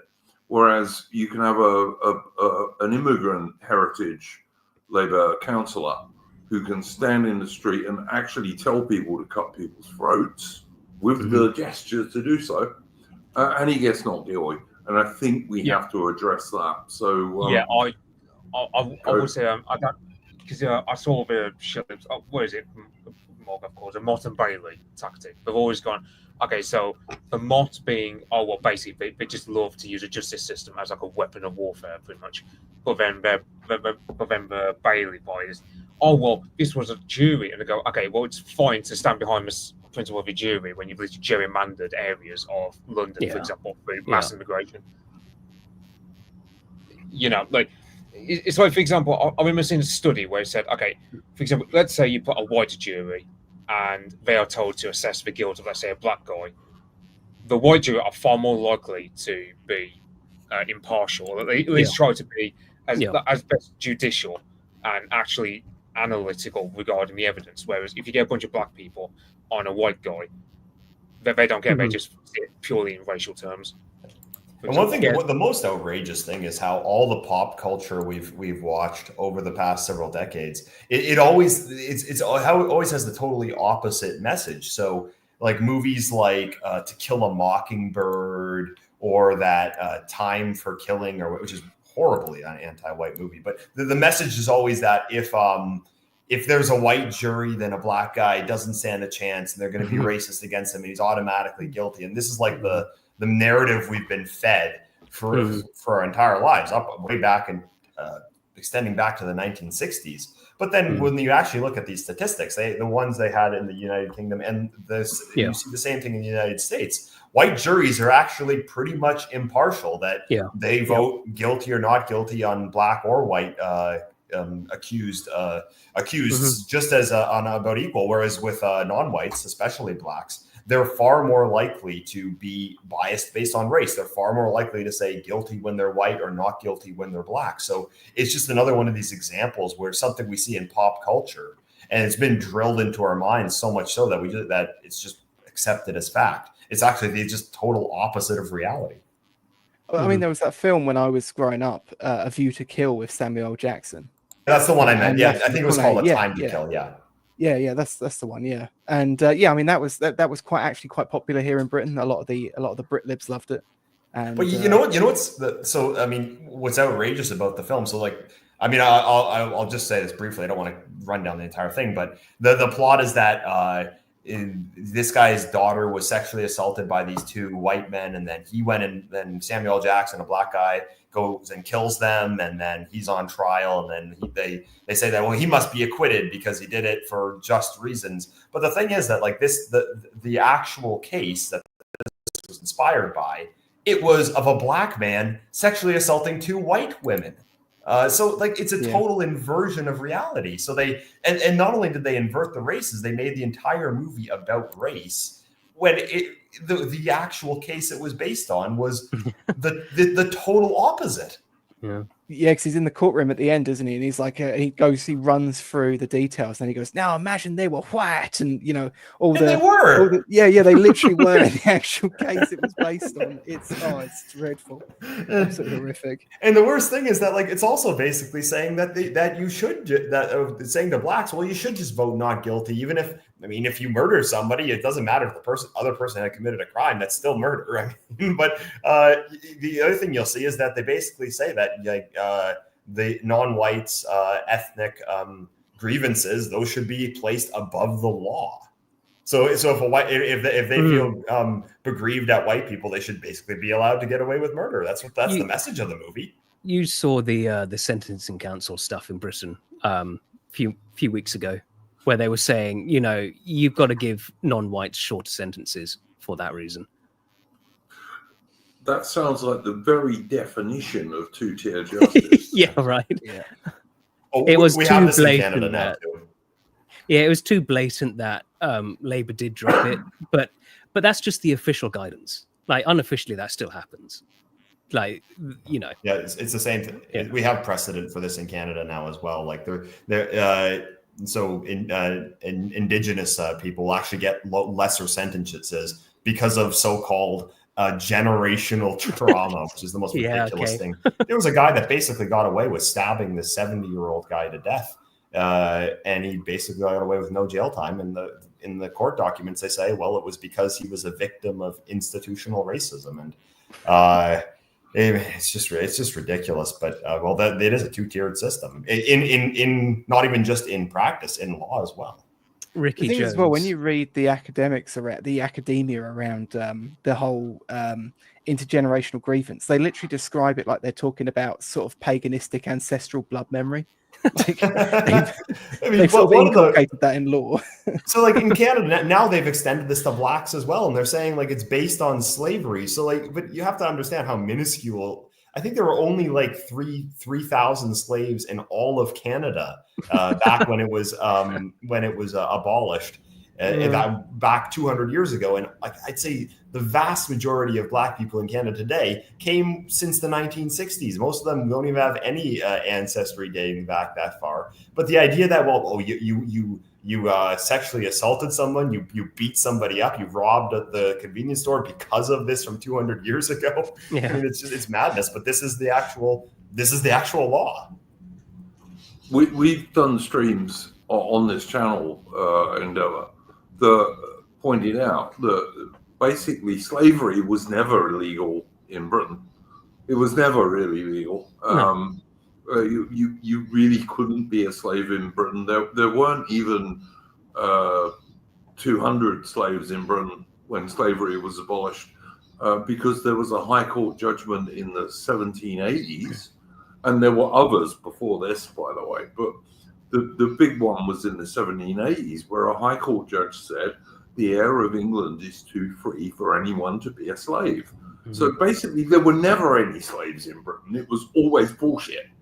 And yet you fast forward to when they pulled down the Edward Colston statue, and you had Piers Morgan on the TV, red-faced, almost frothing at the mouth, screaming about how the statue got thrown in the same bay where they threw the dead slaves. And you're kind of sitting there and you're just thinking, a total fucking lie. Basically. Does he think that like slave ships went? What would that be? 2,500 nautical miles out of their way, just to have a layover in Bristol. Well, I mean, look, the thumbnail for this evening stream is a Royal Navy ship's boat off the east coast of Africa chasing an Arab slave dhow in about 1880. That's basically what Britain and the Royal Navy did for way over 100 years. And, if you really are anti-slavery, the country that most did anything to stop it was Britain, and the organization was the Royal Navy, my friends. Mm-hmm.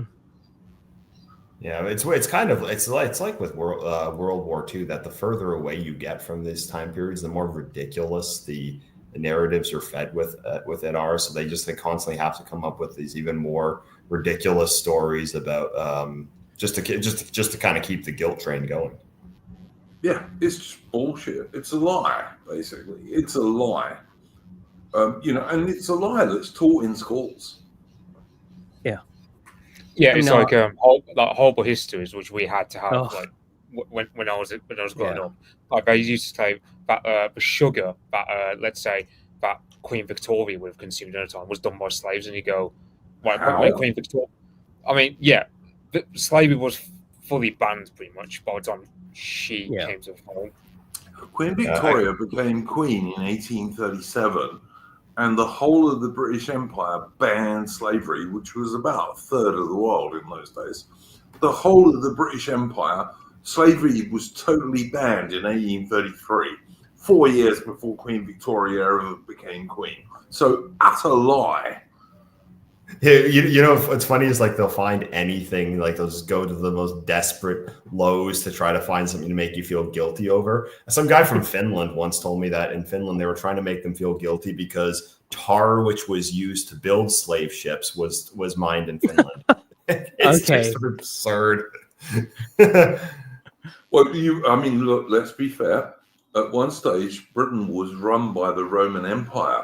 And the Roman Empire had slavery. I mean, our ancestors, we're not supposed to care about it because many Britons were made slaves by the Romans. Yeah, I still have ancestral trauma from that. So when I do anything, that's what I blame it on. Every time I see an Italian, I just go, "Oh my God, these people!" The thing is, I mean, there are actually studies that show that people with Norman names in England have better outcomes when it comes to education and stuff like that. But all of that stuff obviously goes off of them like water off a duck's back, because they construct the anti-white sort of racial animus first, and then they just come up with all these justifications afterwards. Our Labour councillor Ricky Jones, he tried to claim historic racism as a reason for his actions. Yeah, you also said he suffered racism as a child. Yeah, what was he, Captain Underpants? People were calling him because he. Yeah. Yeah. Because he didn't have like a PE kit for school or something. Yeah. So he had to do it in his underwear or something like that. Yeah. Christ. Well, Captain Underpants was white. I don't get like what's the racism here? Oh, I don't know. It's just insanity. Mitch, you got anything to say about this subject? I mean, yeah, that was a main thing. I just had to say about the Mott and Bailey. I saw a lot of shit libs on Twitter doing. I mean, also, and funny enough, I tried to do it about the same bleed tactic about the about London this week. Like, they all tried to do some PR. Yeah. Claiming, London's it's great. not actually, yeah. This is just right-wing mythology. Blah blah blah. And it's just, in a way, it's one thing I'm thankful that our enemies are just that retarded, that they're literally dying upon hills. Which, even my normie mother, who hasn't voted since like the 90s, is just saying, like, even she's just like, well, even I mean, and you got factor on my mother, I would say she's very representative of like the average normie at large, in that they're just pretty much on our side. We might not be upfront about it at first, but Yeah. Once they feel safe, I find with a lot of these people, they feel safe. You're not the sort of person who's going to. One good thing about all these demonstrations, Darren, Yeah.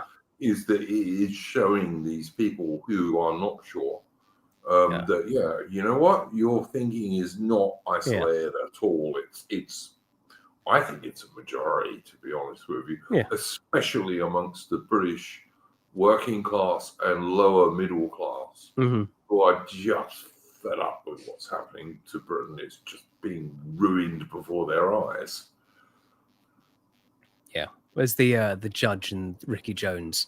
Apparently she was some diversity champion, of course. Right. Yeah.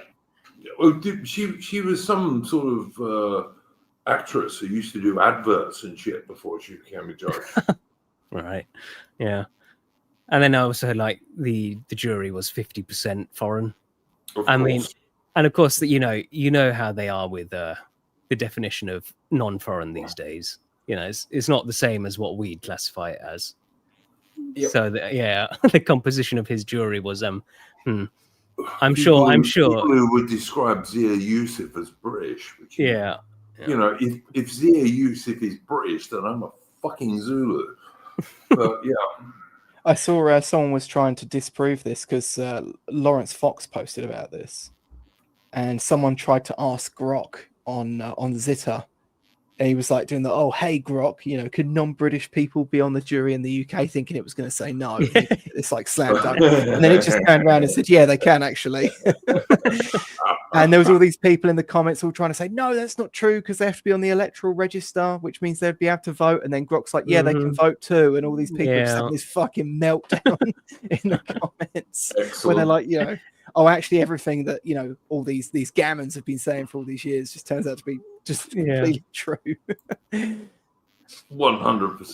I totally agree. Look, I mean, like I said, Jacob Rees-Mogg tries to say this wasn't two-tier justice because Lucy Connolly didn't elect to have a jury trial. But even Jacob Rees-Mogg said she might not have been given one anyway, right? But I admit, I don't think anyone should plead guilty to these charges. But if you've got no money and you've never had anything to do with the police and the judicial system, it's a big ask to say, I'm going to go for a crown court trial. This needs to be covered is that although she was initially given bail, they rescinded it quite quickly because they moved it from one court to another. Yes, and they rescinded her bail. So, she would have been told, I suppose, like a lot of them were at the time, because this is what the government was saying, is that some of these cases wouldn't be seen until like May of 2025. So it's like when you're a mother or just generally a parent and you've got a family waiting for you on the outside, and you're being told effectively that you're going to be held in remand for months, or you can take a guilty plea and then potentially get off with 6 months. Rather than actually being given 3 years. As she Yeah, was. which is a complete, because this is the other thing as well. If you look at the sentencing guidelines, like she was given, people keep saying she wasn't. She was given the upper limits of what you get for those charges when you consider she had I think 3 qualifiers of mitigating circumstances. Yeah. One was that she was a mother. One was that she pleaded guilty. I can't remember. Oh, the other one was that it's a first-time offence. And she They- also deleted those tweets very Yeah, quickly. the only thing they counted was her guilty plea. They didn't count any of the others as mitigating circumstances. And She even was when you conned. count, She was conned. She even was when conned. even when you count the mitigating plea, the guilty plea, she's still got like the upper limit for what that would have got you. So it's and of course the thing is as well, another thing I saw people trying to defend this on was they were trying to say that that if she'd taken it to trial, it might have been harder for them to prove because the charges she was being hit with were up there with like Anjim Chowdhury and people like that, which is first off absurd, but also secondly, they're kind of admitting that the idea of like posting mean words about foreigners on the internet they consider to be worse than actual threats of violence, which is ridiculous. It's beyond moronic if you were trying to look at the state through a more neutral lens. But obviously we know that it's a bit more nefarious than that. A lot more nefarious, yes. I hope one of the things that maybe people picked up from Southport was don't plead guilty, because the only reason they were able to slam through the cases was because they had all these lawyers telling people to just and they plead were guilty. doing them within weeks, Tharium. Yeah, Cases that would normally at least have gone on 2-3 months. They were doing them in 2-3 weeks. Yeah, and but deliberately so. Yeah, but if they didn't have the lawyers telling everyone plead not guilty, like they had actually honest lawyers, and everyone was pleading not if the lawyers were telling them to plead guilty, if everyone was saying not guilty and forcing the issue, then they never could have coped with all that. No, and it would have gone on for the best part of 9 or 10 months, not 5 weeks or 6 weeks. As it was a con job. It was a con job, and it was political prisoners. Yeah. And this is what gets me when people talk about Putin and Russia and all the rest of it. Russia, which is a much larger country than Britain, both in area and in population, has far less political prisoners than Britain does, in my opinion. Yeah. You've really got to go out of your way to have a go at Putin in Russia to get sent to jail. Whereas in Britain, you couldn't say anything against Pakistanis or Indians or Somalians you get sent to prison. I actually have a friend.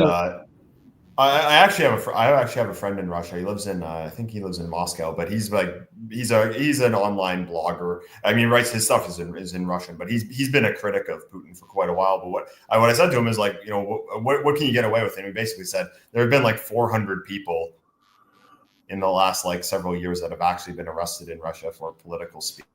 Whereas in Britain, I mean, it would be like probably thousands or maybe even tens of thousands at this point. I mean, it's thousands every year. Like you're a lot more likely. You're a lot more likely. Yeah, you are a lot more likely to actually get in trouble for speech in Britain than you are in Russia. More political prisoners in real political prisoners because you're in jail because of your political opinions. I'm absolutely certain there are more political prisoners in Britain than there are in Russia. And the idea that Britain is a free country anymore is insane. It really is. It's just not. I am the most patriotic British person you will ever meet. But I'm patriotic for the British people, not the British fucking government.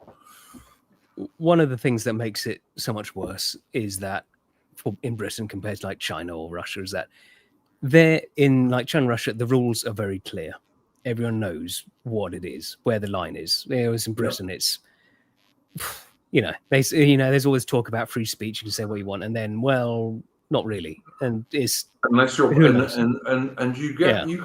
you can stand on the street with a megaphone and you can tell people we need to cut the throat of these right-wing white fascists. Yeah. And everyone will cheer, all the little lesbian women around you will cheer, and you can do the cutting your throat gesture, but you still get not guilty.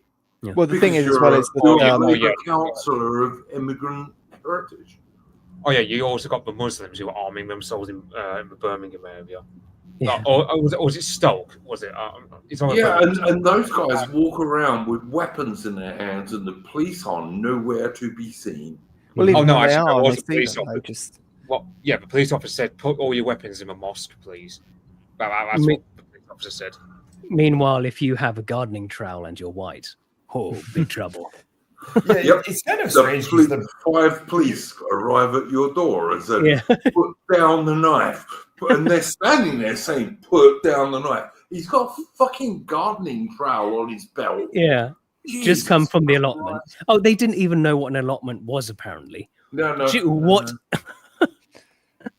I mean, one thing that I noticed about the UK is it just seems to be much worse, at least the British state, than any other country in the West. So even a country like Canada, and I know Canada is known as being this extremely libtarded country, but we've never had anything like Southport happen. Like I can think of maybe 2 or 3 people ever who have been arrested for hate speech or have gotten like any kind of legal consequences for it. Whereas in Britain, it seems like it's something that happens daily.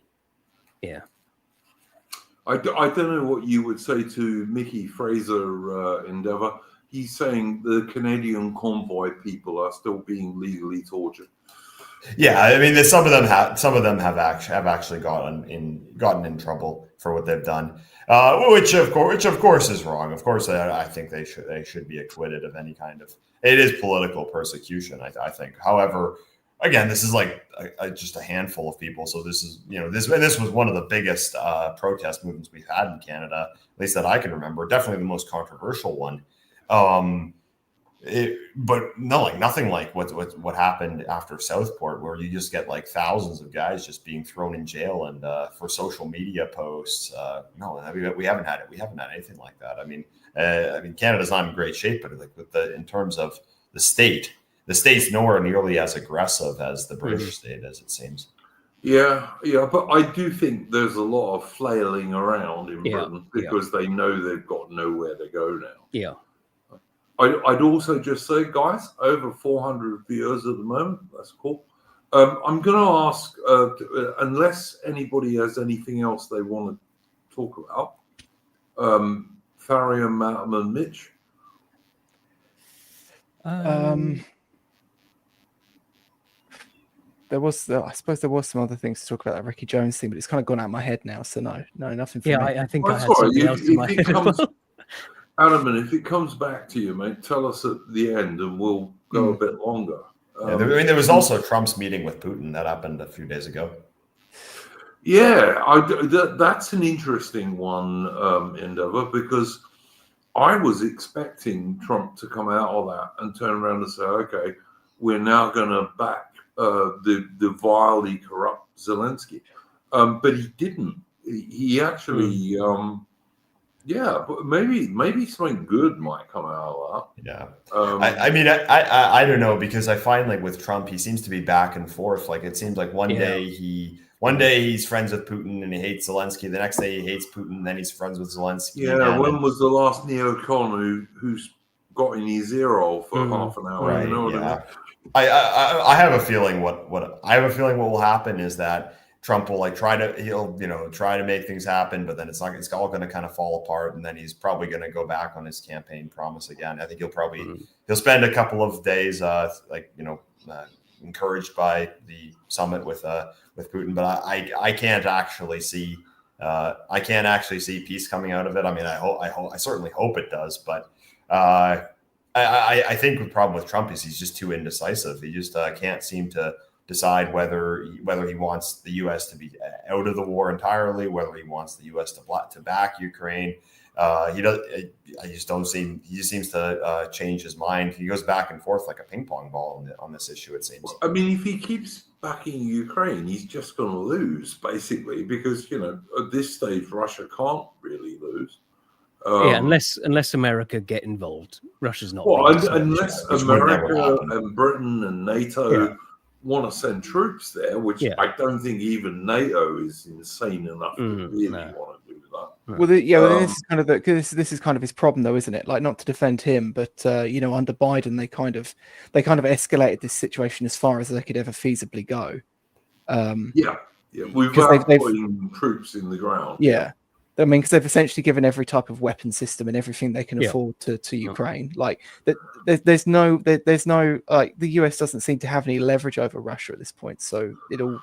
Yeah, I don't think Trump even has the ability. I mean, he seems to have thought that he had the ability to just end the war in Ukraine on this first day. I don't think he has the ability to do nearly anything like that. He doesn't really have any kind of. He's got no cards to play. Endeavor, he's got no cards because how many? They've already imposed all the sanctions they can. Yeah. What else can he do? I watch people in Russia who go to ordinary Russian supermarkets, and they're not exactly short of stuff, Yeah, and it's the thing about Trump as well is, again, like, pretty poor intel about the Russian losses. For example, he thinks the Russians have suffered more casualties than they probably actually have. Yeah, so I totally agree with that, Mitch. Yeah, I think the Ukrainian casualties are much higher than the Western propaganda pretends, and the Russian casualties are much lower, which is partly why Russia is progressing so slowly, is because, unlike, say, Stalin in World War II, Putin is not willing to kill 500,000 Russians to take 20 miles, Yeah, and it's the thing about, like, the whole thing about, like, the Ukraine war is basically you've got two sides who are just, they've got, like, maximalist demands, I suppose. I mean, on one hand, Putin has to take so much land because, well, you've got a nationalist wing in his, like, because that's one, like, Putin never wanted this war to begin with because it involves empowering nationalists further down the line, and that creates its own Pandora's box that Putin would rather not have open. And that's why he had to take so much land. Then you've got the Ukrainians on the other hand. Well, Zelensky can't be seen as having given up, let's say, Donbass or Odessa or Kharkov or any other areas. Because Zelensky stands a real chance of being assassinated if he does the wrong thing. Yeah, that's something that Western politicians and people don't get about how likely you are to die in, like, Russian and Eastern politics. Because if people don't like you, they just kill you. That's just how they work. Always has been. There's always the knife waiting. Zelensky stands a good chance if he agrees to something that the Ukrainian nationalists don't like. Zelensky stands a very good chance of a bullet in the back of the head if he's lucky.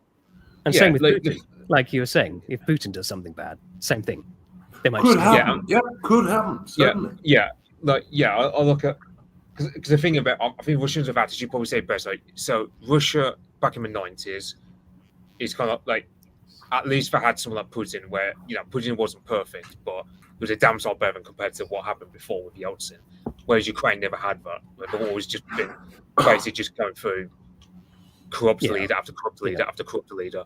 They've never had actually stable authority to provide any sense of unity. So they just get this inevitable conflict with Donbass and so on. It was always going to happen that Russia and Ukraine wouldn't have come to blows, because and then you have this situation where Trump comes in. I do think it's the one problem with Americans, if they just don't understand anything outside America, or they just can't understand. Like, for example, there's a famous Tucker Carlson interview where Tucker Carlson was taken aback by that Putin quote in, like, over 1,000 years of Russian history. And it's like, anyone can tell you that, especially with Slavs, but also I imagine the same goes for Chinese and Koreans and Japanese. That they always believe it, like, they believe themselves to be inheritors of a great legacy. I mean, it's like, it's like let's say for argument's sake, Mitch, I've got to say to you, mate, they sound very like what British people used to be like. Yeah. Prior to World War One. That was British people prior to World War One. British people were special and different to everybody else, and that's been increasingly destroyed ever since like 1914, basically. Yeah, it's like you can imagine, let's say someone like Lord Salisbury, for argument's sake, let's say Tucker Carlson were to interview him. You can imagine Lord Salisbury was going like a bit of a tangent, going about like historical British foreign policy, going back to like, I don't know, Richard the Lionheart at least, or much earlier. It's just bad to think about Americans because their country's so recent compared to this side of the Atlantic. They just don't, they can't understand how ancient things really are.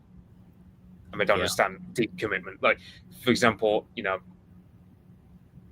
have, for example, Ukraine. I mean, Ukraine, the Russians see Ukraine as their land in the same way that, a British unionist would see Ireland as part of the British Union further down the line. Mm. So, 100. Yeah, no, I don't disagree with you, mate. Although, so far, we'll see what happens over the next couple of weeks, but so far, I've been fairly encouraged in that Trump has not turned around and said, oh, yeah, we're just... The thing is, you see, Trump can't turn on the weapons tap to Ukraine because even the USA is running out of weapons to send them. Yeah. America has not made Abrams main battle tanks for quite a long time. They haven't made Bradley infantry fighting vehicles for quite a long time. And most of their old stocks of other stuff have already been sent to Ukraine, and the Russians have already destroyed most of them. And leaving all that aside, Ukraine is running out of men. Yeah. And weapons are useless if you have no men to man them. And of course, America needs to keep its stocks up for its greatest ally as well. Can't run out of them. More important, I think, to the American deep state even is the Pacific, because if America loses there, that's a big deal. Yeah. Whereas if they accept a more or less Russian victory in Ukraine, America can live with that easily, because Ukraine's a very long way from America, Duke, you're underestimating it, like the personal commitments of a lot of, because you are fact a lot of that certain minority in America, they have a certain grudge against Russia. Yeah. So they've got personal commitments regarding Ukraine versus Russia. And you're not talking about a certain group of people who left Russia in the later mid 19th century and sometimes moved to a certain Middle Eastern country and other times moved to America, are you? You're not talking about that group, sure. And who FDR chocked their civil service and various branches full of, who now largely exist there to this day, as McGregor constantly likes to talk about. Oh, you could look at who formed the CIA. When the CIA became a thing, you could look at who formed them. Adam, you could, but we will not go into such enormously controversial issues on this stream. But anyway, I'm going to ask Endeavour because I'm interested in this, and partly because I left Britain in 84 after I left the army, 84, 85, and I went to South Africa. And I lived there for 25 years, and then I moved to Australia. And I've been back to Britain several times, but every time I go back there, it's more and more alien to what I remember it as a child and a young man. Bear in mind, I was in Britain till I was 20, 21. But every time I go back, and particularly if I go back to parts of London where I grew up, which are now completely alien to me, it's like you're in a foreign country, basically. And I think, people talk about boiling the frog slowly in the pot. And I think there is some truth to that. That if you live there, you don't notice it quite so much. Whereas if you go back and you haven't seen it, you get a different impression if you haven't seen it for a while. But Endeavour, as a Canadian who is broadly, I think I'd be right to say, given he's using Captain Cook's ship as his avatar, Yep. Mm-hmm. a pro-British and British Empire kind of guy, certainly an old Commonwealth kind of guy. Yeah, 100%. Which was Britain, Canada, Australia, New Zealand, and back in the day, South Africa. I'd be interested in what Endeavour, his opinions were of Britain when he went to go and see his friend Morgoth. So this is, I think it's the 4th time I've been to the UK. So I actually, maybe perhaps a bit surprisingly, had a very good impression this time.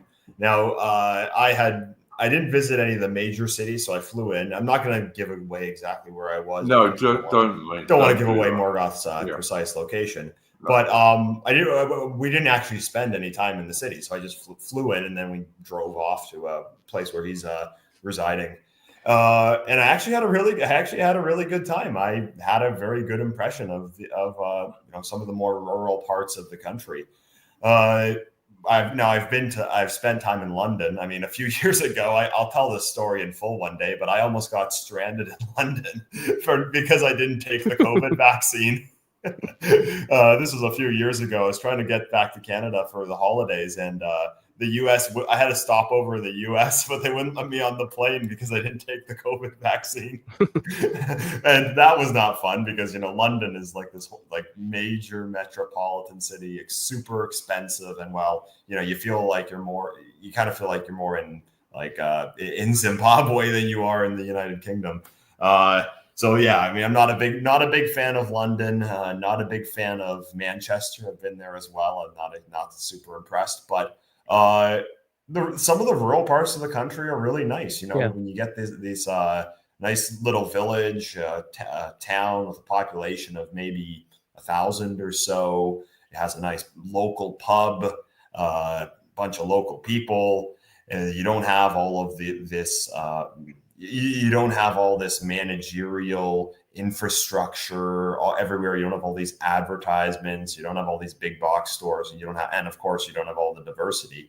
It's actually really pleasant, and we had a great time, and I really enjoyed my trip. So, I guess what I'll say to people is just don't be too negative, because there are still lots of great places out there, even in a country like the United Kingdom, which people understandably get down on, and I totally get why. There's definitely a lot to be negative about, but there still are. You can still enjoy yourself.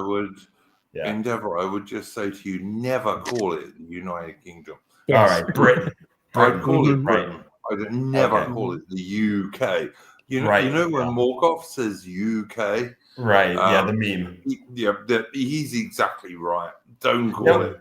One thing I said to him though was that in his kind of little area, I said, I don't really see the UK here, in using that meme that he created, because it just seemed like a decent rural place with a nice small town, local people, and none of the. None of the invaders had taken over the town. So I saw some of your posts on X, with nice photographs of that part of the world, and it's beautiful. Of course it is. I mean, Britain is one of the most beautiful places in the world, without a doubt. But I still think we're going to get it back. I really do. I think we're winning. Yep. I think more and more people are coming to our side, and they're not all. I mean, I'm not an extreme right winger. I'm a right winger, but I'm not an extreme right winger. But I do believe that mass deportations are inevitable. They are. It's got to happen, and it will happen. But yeah, Britain is a gorgeous place. If it's left for British people, Britons don't have anywhere else to go. Nope. you can't go home if you're a Briton, because Britain is your home. There was sorry, Sargon did a video about how they can tell the tide shifting, and it's this Indian woman in the House of Lords, or Bengali woman in the House of Lords, and she says, and she's obviously on the pro-immigrant stuff, and she says, we have nowhere else to go. That's not true. she has Bengali citizenship, whether or not Yep. she's made the phone call or not. Yep. But we really don't. Yeah, we're Yeah, I mean, we're the look, cornered ones here. Yeah, absolutely. I mean, look, I'm a little bit like Endeavour, not the same, because Endeavour is he's a real Canadian, and I'm not a real Australian. I've only lived in Australia 25 years, but you know what? Canada and Australia are similar in that they are Anglo-Celtic societies created by Britain originally. Mhm. Although in Canada there was also some French influence as well. But where are you going to go? Yeah, you know what's funny is like what they'll say in Canada and Australia is that it's quote unquote stolen land, implying that we don't belong on in Canada, Australia, the New World. But then where can we go back? They say that like your land is stolen. Well, then the places we came from are also being invaded. So we need our country to be invaded because we conquered it. But then the places where we came from, all those ones are also being invaded. And what's incredible is that with Ireland, they say, oh, because Irish people went to other countries, then you need to have the third world dumped on you. So they'll just come up with any excuse. It's They'll just bullshit. grab at straws. Just bullshit, Endeavour. I mean, what was in Canada before the British settlers arrived? Not a great deal, really. It was established. There's a total difference. There's a huge difference between a settler and an immigrant. An immigrant is someone who moves to a country which has already been established. A settler is someone who builds something from the ground up. Now, I mean, I know that the indigenous were already on the landmass, but they hadn't established society which would develop into Canada. So, like, Canada didn't exist as an entity until it was built by the French and British settlers who eventually conquered the land. So it's a total false equivalency to say that settlers are no different than immigrants. That some guy who showed up from Endeavour. It was a wilderness. There was nothing. Yeah, they didn't have a welfare state. It was woods and mountains and pastures and nothing else. There wasn't so much as a dirt track or a decent building. They didn't have the wheel. Come on. Yeah, they didn't have the wheel, exactly. You could say the same thing about Australia. Like, there was nothing in Australia more advanced than a bark hut when Captain Cook discovered the place. It's really shocking as well when you bring up the wheel and they turn around and they'll say like, oh, what good was the wheel to us? Like, where were we going to go? It's like, haven't you heard of pottery wheels? Like, haven't you heard of mill wheels? Like, what's wrong with you people? Carrying goods. That didn't stop us from having a wheel over here in England, where we were so much smaller. One thing they taught us in schools was that like it's horrible because like we did this unit on so when in grade school you first learn about the natives and then you learn about the pioneers later. But then what thing that you get is that they'll say, well, these stupid, fat, disease-ridden, ignorant Europeans came to North America and they were just clueless. And but those like Aboriginals, they just did everything for them, and like they were just total. These Europeans were just total idiots, and they just. But then, who won? Who was it that actually established whose civilization conquered? So of course they teach you that in school, but just the reality of the country today. I mean, whose civilization actually established the country? Well, who was the actual one who innovated and who lost out? So. Yeah, I used to just post like particularly beautiful buildings from Sydney or other parts of Australia to them and just be like, no Abo built this. Yeah, I follow a good channel on X on Twitter, Adam, called Antipodean Empire, and he Oh, does I've seen that. Yeah. Yeah, he does that. I often retweet him, and he publishes all these lovely buildings that have been built in Australia, and also talks about how the fact that Australia was an Anglo-Celtic country. It always was. That was its big deal, basically. But yeah, 100% with that. I'm glad you had a good time in Britain, Endeavour. That's good. Endeavour, what's your next classic movie that you're going to do with Morgan? Well, it'll be on his channel. I think that I don't know what he's going to choose yet. So I can't say what our stream is going to be in September, but I feel like the next one that I'm going to do on my channel will probably be Master and Commander. And if I'm doing that one, you're invited for it. Oh yeah, thank you very much, mate. I'd love to do that one. That's after Zulu, which you guys kindly invited me to join. That's my second favorite movie is Master and Commander. It's a beautiful film. So I think that will most likely be in October and on my channel, and you're invited for that one. Thank you very much. I'd be honored to be a guest on that, man. Great film. Really best film about Nelson's Navy that's ever been made. It's just beautiful, and it's got so many great details, and it's actually a really good film too. It's just good. I think it's one of my favorite films, actually. Yeah, 100. And it's a great movie, and particularly if you're a British dude, it's a great film. It really is. Yeah, and Australian director, by the way, but he likes the books, and he went to a lot of trouble to authentically translate them into a film. Really great film. It was such a sad thing that they never made a sequel, even though Russell Crowe wanted to, who played Jack Aubrey. He really wanted to make a sequel, but they never did, sadly. And I think Russell's a bit too old to do one now. Yeah. I think now as well, that would be a godsend. We wouldn't want them to make a sequel. Yeah, if they did it now, there'd be like women officers. Very diverse crew, and yeah. I mean, it's one thing that you look back in the early 2000s. So we recently did the film Troy, and it's an all white cast. You know, there's no feminism in the movie. There's no diversity sprinkled in there, and so it's just like masculine white men like beating like slaughtering each other with swords and with Achilles and Hector, and it's just great stuff.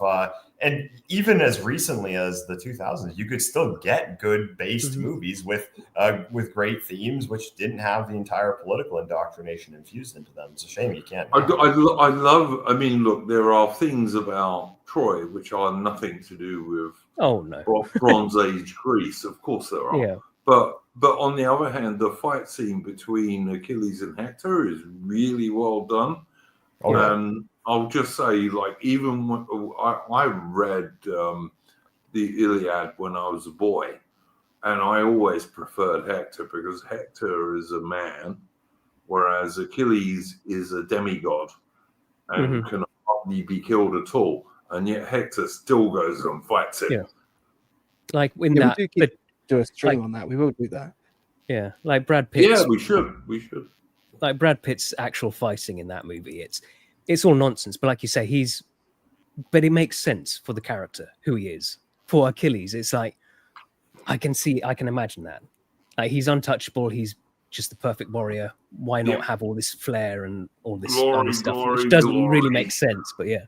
It looks like something off of an actual vase as well, like in terms of the angles. Absolutely. I mean, people have been saying this about the new movie that Nolan is doing. The Odyssey, yeah. Yeah, the Odyssey. And the armor is terrible. Oh, it's awful, yeah. Right? And all right, it's nothing like Greek Bronze Age armor. You can look at the Dendria panoply and all this kind of stuff if you want to see what the armor of that era really looked like. But as you rightly say, guys, if you're going to do it from a classical Greek point of view, where you're going to show classical Greek hoplites, then go the route of Troy for sure. Yeah, for sure. have color. It should be really colorful. This Yep. time it should be, and it's just grey and drab. And of course, there's Ellen Page is in it. Oh It's like, God. God. Yeah. That makes a lot of sense. All right, guys, we've gone way over our normal 2 hours. I'm just gonna do our super chats quickly. We only have 2. First of all, thank you to Garen for his $5 donation. He just said hello. Garen is a regular donator to this stream, and I will just repeat, any donations I do get, they just go to paying for unlimited streaming on StreamYards, and so that we can stream on X, on Twitter. So the money just goes straight back into that. It doesn't pay for that, but it very much helps, and I'm very grateful. We got another $5 US from a Mighty Bolzak, who says, a British soldier was arrested in Kenya over the rape of a local prostitute. No photos of him so far. So I suggest he's probably suggesting, was he actually British? Yeah, I mean, I don't know. I haven't seen anything about this, Mighty Balzac. If I see something about it, I shall comment, but I haven't so far. Is he British? I mean, I suppose he could be. I have to say, I served in the British Army. There are some assholes in the British Army, and some of them are even white, but mostly not. Mostly not. So yeah, I don't know, Mighty Balzac. If I see some more information on this, I will comment on it. But other than that, I can't say anything. I don't know if anybody else can. No, I haven't heard. But yeah, the picture anyway, is always telling. Like that guy the other day who was on the train pulling his trousers down. Oh yeah. The cops are hunting the white guys who got him off the train and he was in front of women and children. God! Does anyone want to see you? Why should people be able to do that? But the so now the police are trying to arrest the guys who stopped it, to stop this guy. That's right. Yeah. But the reporting was all no pictures in the mainstream press. There's no pictures of just poor person having a mental health episode, attacked by evil white men. He wasn't attacked. Anyway. I know. They tried to reason with him and say, "Pull your bloody trousers up. There are women and children here." Yeah. But yeah, as always, brown person right, white person wrong. That's just the way it goes. Does it have a name? Do they have a name, Mighty Balzac? Because where you'll sometimes read, and then it'll be a British man, and then it's Mohammed something or other. It's like, okay. Yeah, absolutely, and it is certainly possible. I don't know. I just haven't seen it, mate. But if I find something out about it, I will definitely say so. All right. Any final thoughts? Endeavour, Adam, and Tharium. Mitch, by the way, has had to leave us, and thank you, Mitch, for joining us. Yeah, I was going to say you were saying about the nice parts of Britain when you went. I find it funny how you often get. You'll often see these American shitlibs who come over to Britain normally, and they'll move to Britain, and they'll go to the Cotswolds or something, a very, very native part of Britain where they've come from LA or something, and they say how lovely it is, but they never want to admit why. It's because it's all just white native Brits. Well, although